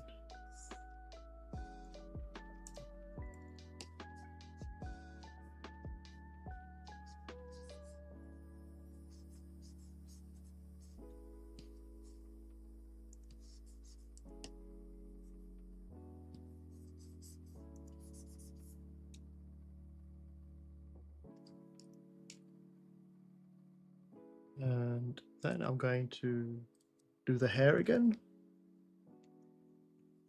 So I'm just going to blend it as best I can and also add some flyaways.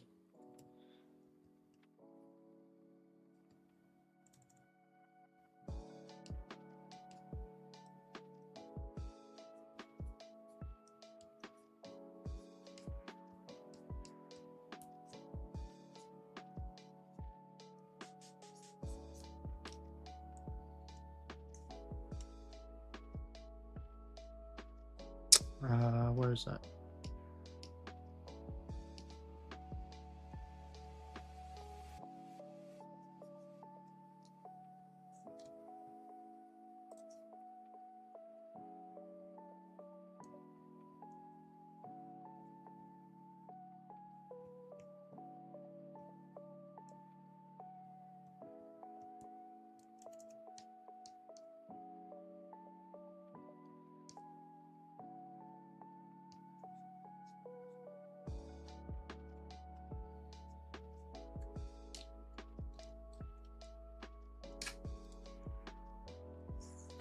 Oh, it takes forever, this. The hair always takes forever.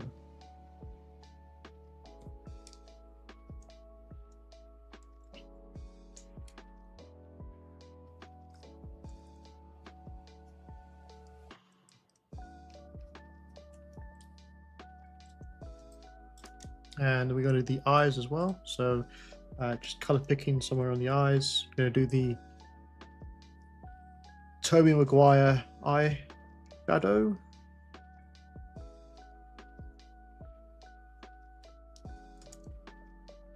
And turn that to dark, multiply, and bring it down.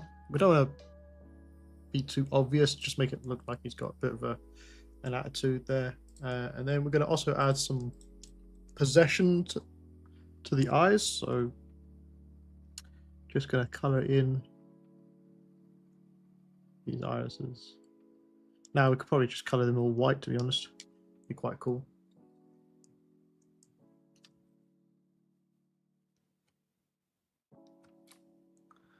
And let's try changing this.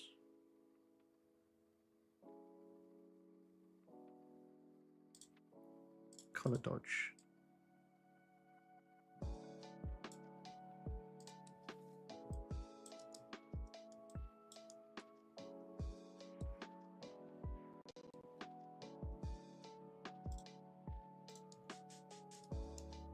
I'm just gonna do some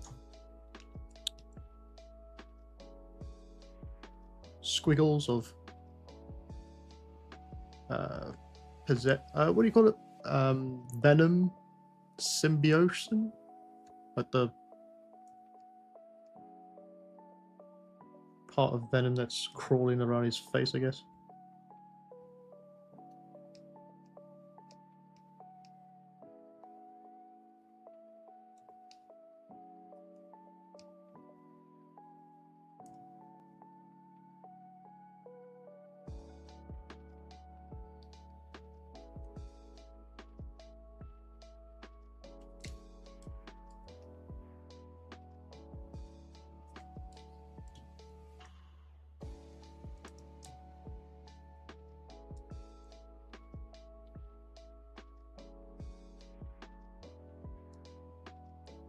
I think the ears look a little bit weird, but I think it's going to be even weirder if we take them, if we actually delete them. So just going to keep them in as they are. I think would be works all right.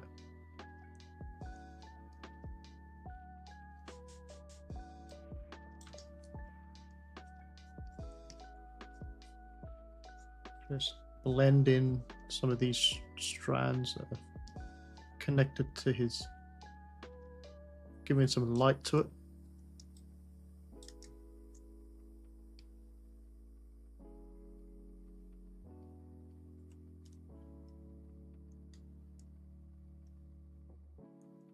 His eyes are a bit piercing, aren't they?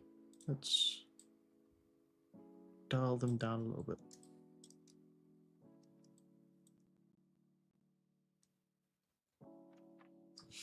And let's just add some more to it.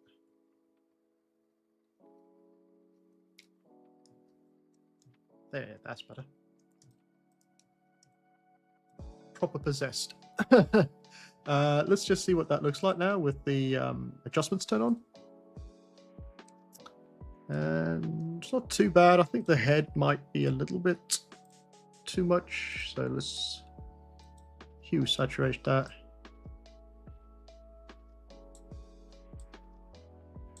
Bring down the darkness a little bit.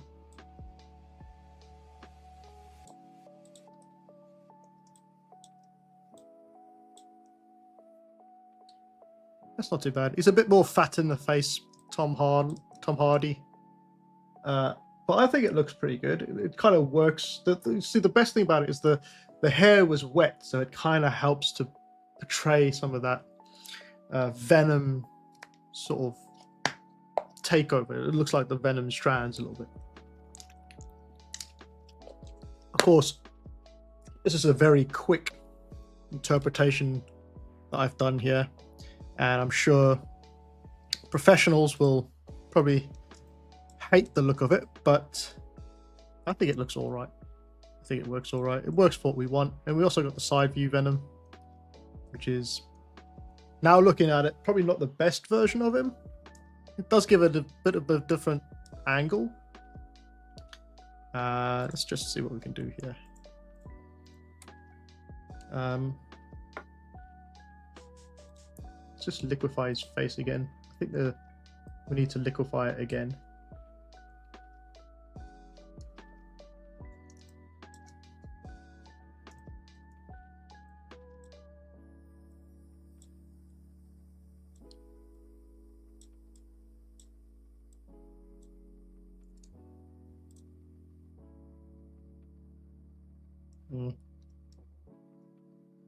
I think it might have been haircut, or the hairstyle, sorry. Yeah, let's just push that back. and then fix it.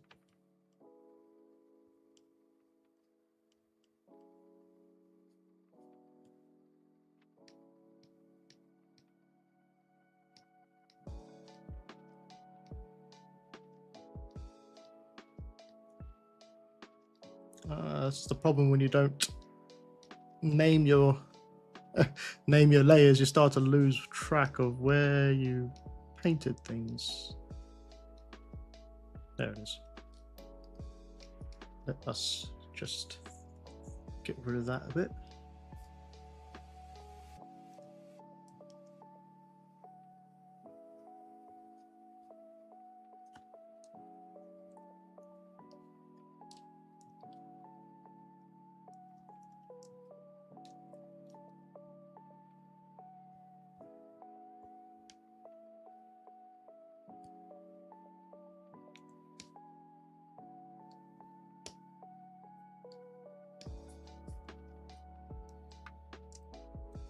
I think that's all right. I thought that'll work fine for what I want it.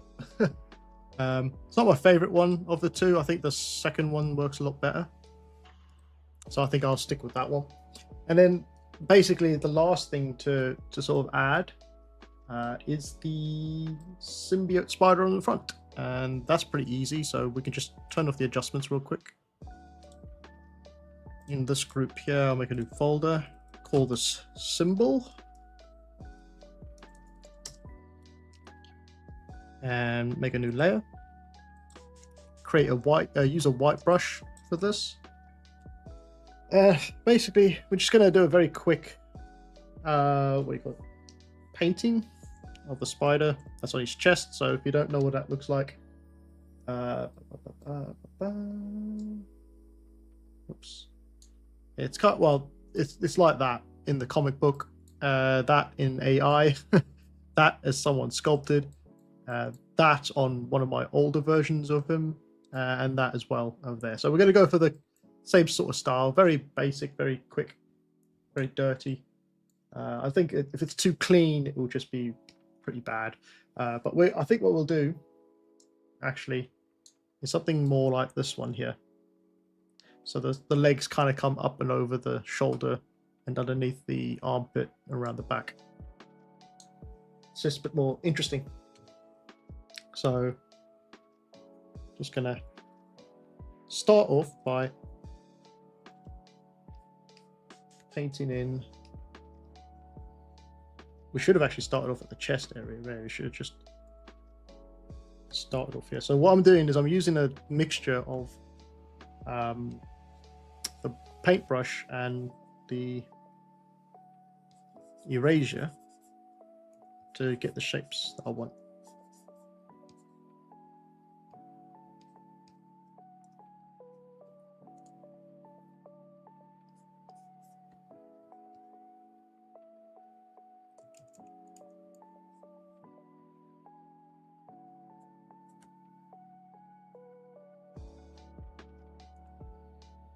This is how I typically paint. Very messy.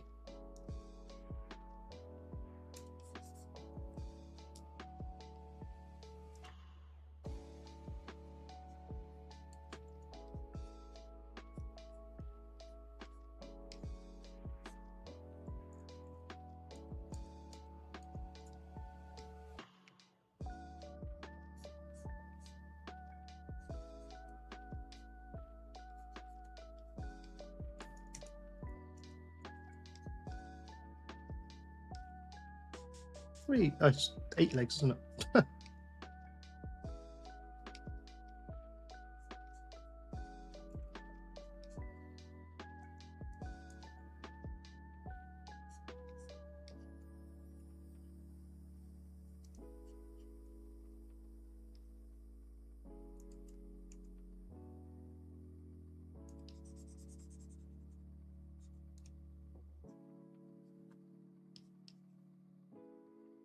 And then that just disappears to the side there.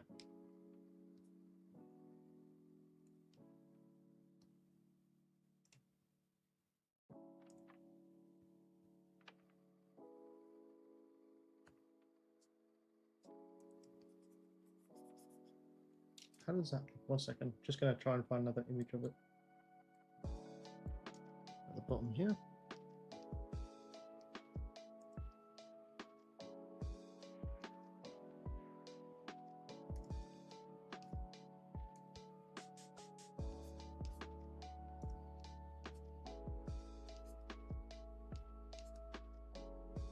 I kind of wanted to look a little bit haphazardly put on there because it's not.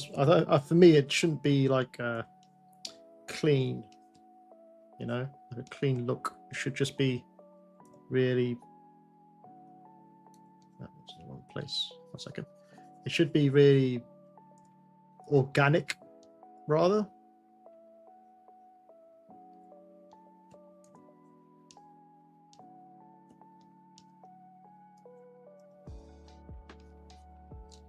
Something like that.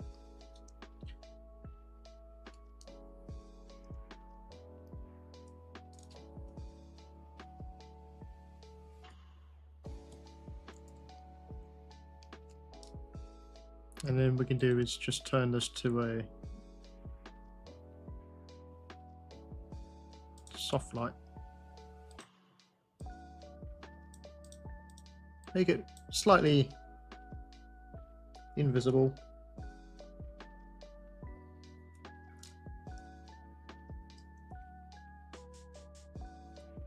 Just breaking up those hard lines that we used a little bit.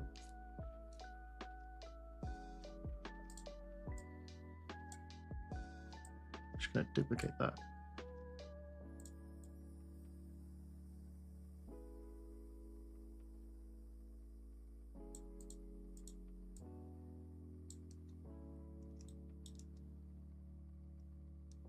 Let's see what happens when we turn the adjustments on. Yeah. Just gonna clean it up a little bit.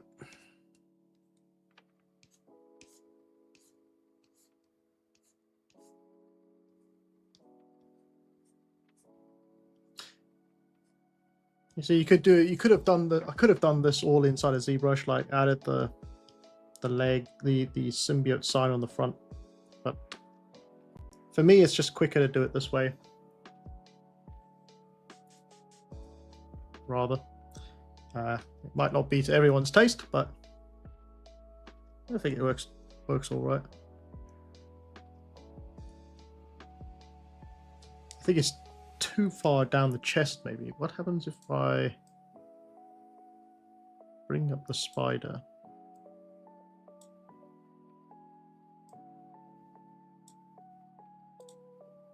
Then we're going to clean it all up again. Oh dear. Right. Let's just get rid of what we just did.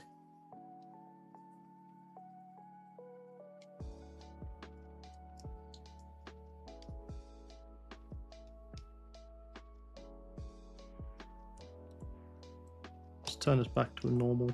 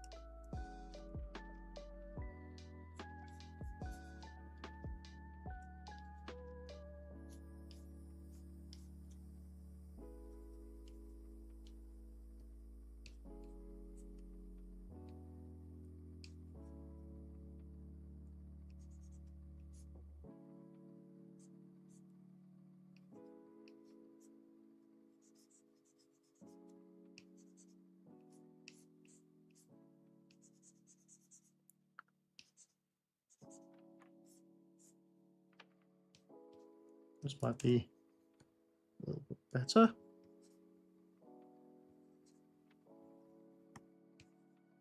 How's everybody doing, by the way? I'm sorry, I'm kind of concentrating here quite a bit. I haven't really taken much notice of you guys. Hope everyone's still there. Hope I'm not just talking to myself now.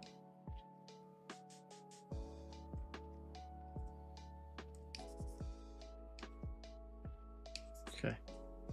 Let's see what happens now.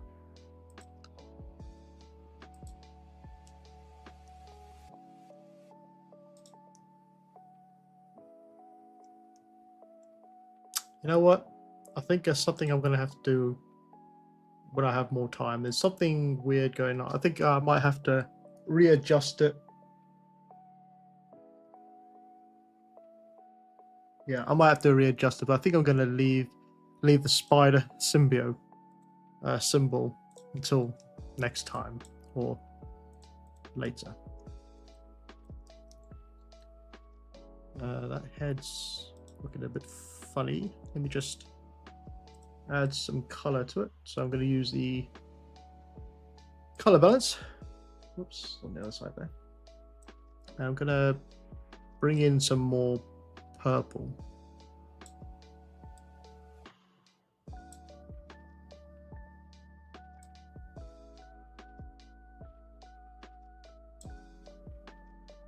That's better.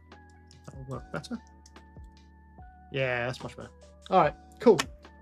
So that that is it. I think I'm going to leave it there, guys. Basically, that is how you would use ZBrush, Keyshot, and Photoshop to create a character and then put a celebrity's head on it. This one being Tom Hardy from Venom. Obviously, now what we can do is turn this off and we'd have a nice Venom character.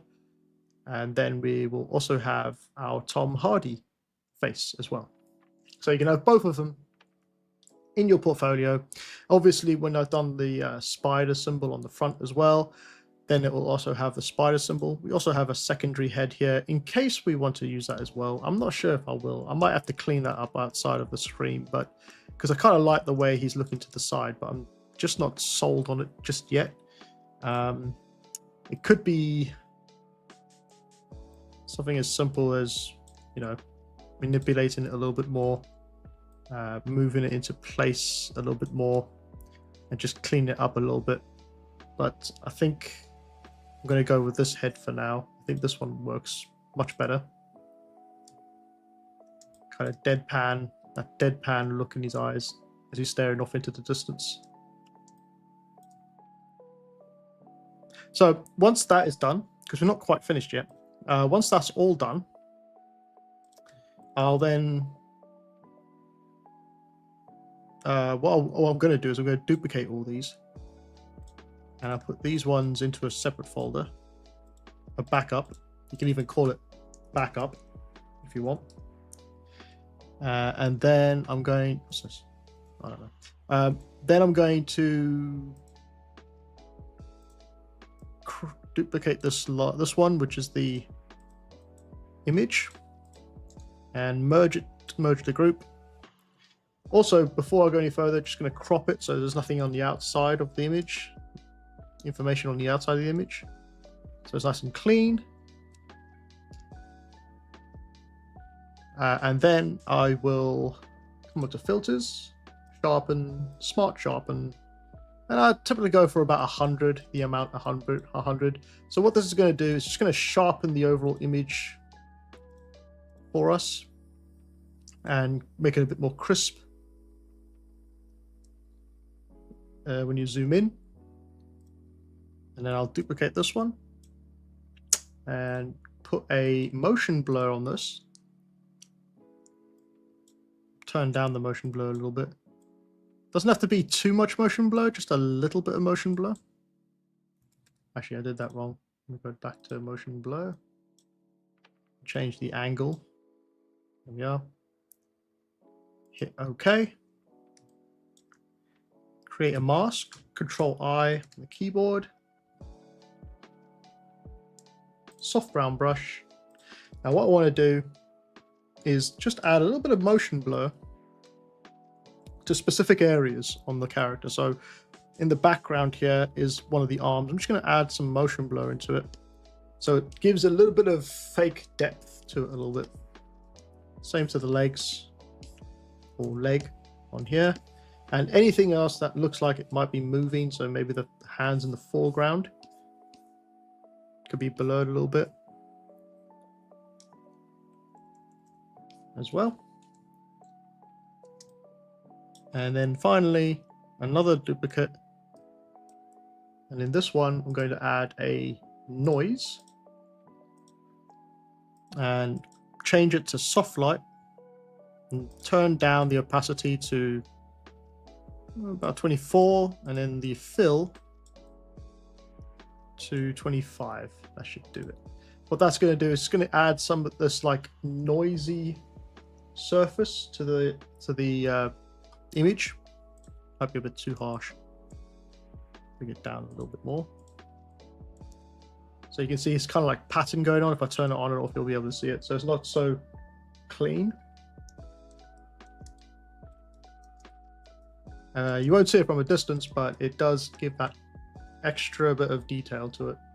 And then the last thing that you need to do is add a logo and save it as a picture or save it to your portfolio. So that's how it's done, guys. I hope you've enjoyed this. It's been quite a long live stream, 2 hours. My God. But that's how I normally would do a sort of thing. It's typically how I do characters when using Keyshot, but then the added extra of adding Tom Hardy's face on it, that's something that I would take a bit more time. Same techniques, just a little bit more time to perfect and get right. And then obviously the symbol on the chest, which I will do outside this live stream, I will add that as well. But that's it, guys. I hope you've enjoyed this. It's been a long live stream. I hope you've learned a little bit of something or some sort of techniques that I've done in order to get to where this is. Let me just make this bigger. There we go. There we are. It's not bad, actually. Not too bad. Now, what you could do if you really wanted to, I didn't do it in this one, but you could do is add a background, like a background element, like a building or a cityscape or whatever, right? Let's have a look at here. So if I bring this over here, you can kind of see there's a background element on the AI, so it looks like he's standing in a street. This one here, this piece of concept, looks like he's in a city. There's multiple things you could do to add some more elements into the scene, but I think keeping it simple is better, especially if you're trying to show off the character, just the character itself. Keeping it simple works much better, like this. Just a nice, clean background, and then a really cool looking character in the foreground. So yeah, that's about it, guys. That's the stream. Just gonna quickly swap back over. 1 second. Right, cool. There's no comments. That's great. There's no one wants to ask anything. That's all right.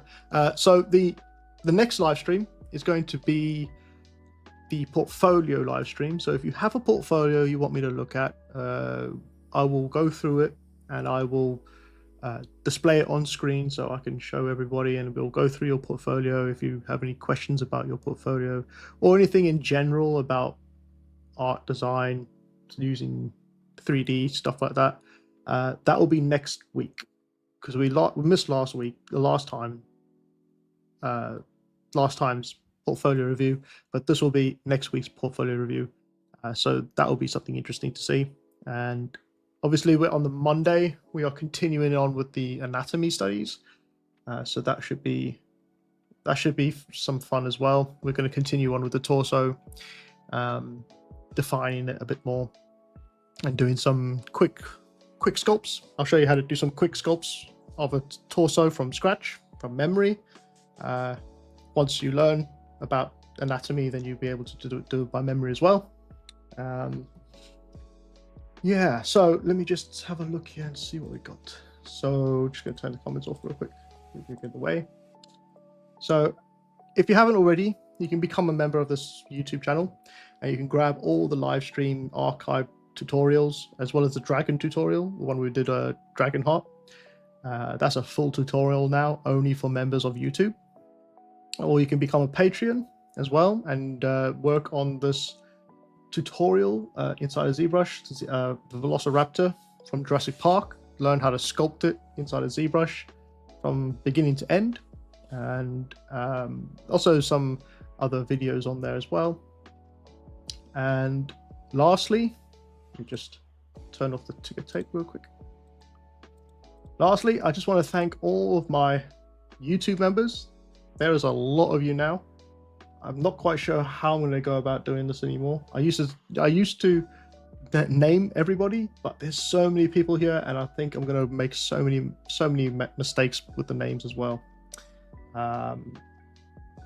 I'll just say for this I'll just say the 6 monthers. So Joseph Bonkowski, Dave Newhouse, Matteo Selleck, Alpnatif 35, Ganesh, and Jace Burgoyne.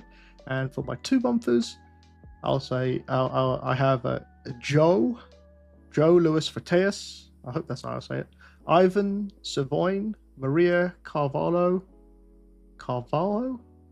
Nicholas Anastasio, Abishk Paswan. There's also the Asian people. Don't worry, I haven't forgotten you. It's just I can't say them, unfortunately. We've got Wesley, V SWAT, Shreya Finnick, Dylan Dixon, a Japanese person, I believe, MHN artist, and EMAC 3D. So my 1-monthers and newcomers, I'm thankful for you guys. You guys are actually helping with this channel. If you know of anybody who wants to, I don't know, learn how to sculpt and, you know, be a 3D artist, point them in this direction. It's always great to have more members. If you haven't already, also say, you know, subscribe to my channel. I'm still trying to get to that 100,000 mark. It's actually been a bit of a struggle recently to get momentum, but I'm hoping it's going to pick up sooner or later. And then we've got Patreon members as well. We've got Tier 1, Alan CE, Tier 2, Alberto, Best in Shot, Danilo, Gradual, Boredom, Jason, Joseph Bonkowski, King Amp, Chrono, Lloyd, David, Lost in Limbo, Makai, 903, Rafael Diaz, Shabicio, Malepo, Thassa, Tom Uro, and an Arabic name, I believe. Can't say what it is, but thank you for being there. Tier 3, got Aaron Todman, Anika, Ganesh, Icole, Francis de Pelotage. Oh God, I'm so sorry. I just butchered your name. We got Erwin Vanderbine, Gabrielle, Geese, Poofy76, Jeremy Mock, Rodia, Tyler Kraus, Winwu Zeng, and then another Asian name. Unfortunately, I can't say, but thank you very much for being a part of my Patreon. Lastly, don't forget, we got a 30% off coupon code Creative30 on Gumroad. So if you want, you can go and grab tutorials, models, and brushes from Gumroad with 30% off throughout the whole of August. So 1 more week basically, and then that will be gone. So if you haven't already, go and grab some tutorials or brushes that you might fancy using. Just want to say thank you very much, everybody, for staying in this late and watching me create the Venom character. I think that's it for this project, this mini project. So we're gonna have to figure out something to do next time in ZBrush. I might have something that we could do. Might be quite interesting for some people, but I'll let you know about that on Thursday, the first Thursday of September. I'll let you know about that. Thank you very much, everybody, again, and take it easy. Stay safe, guys.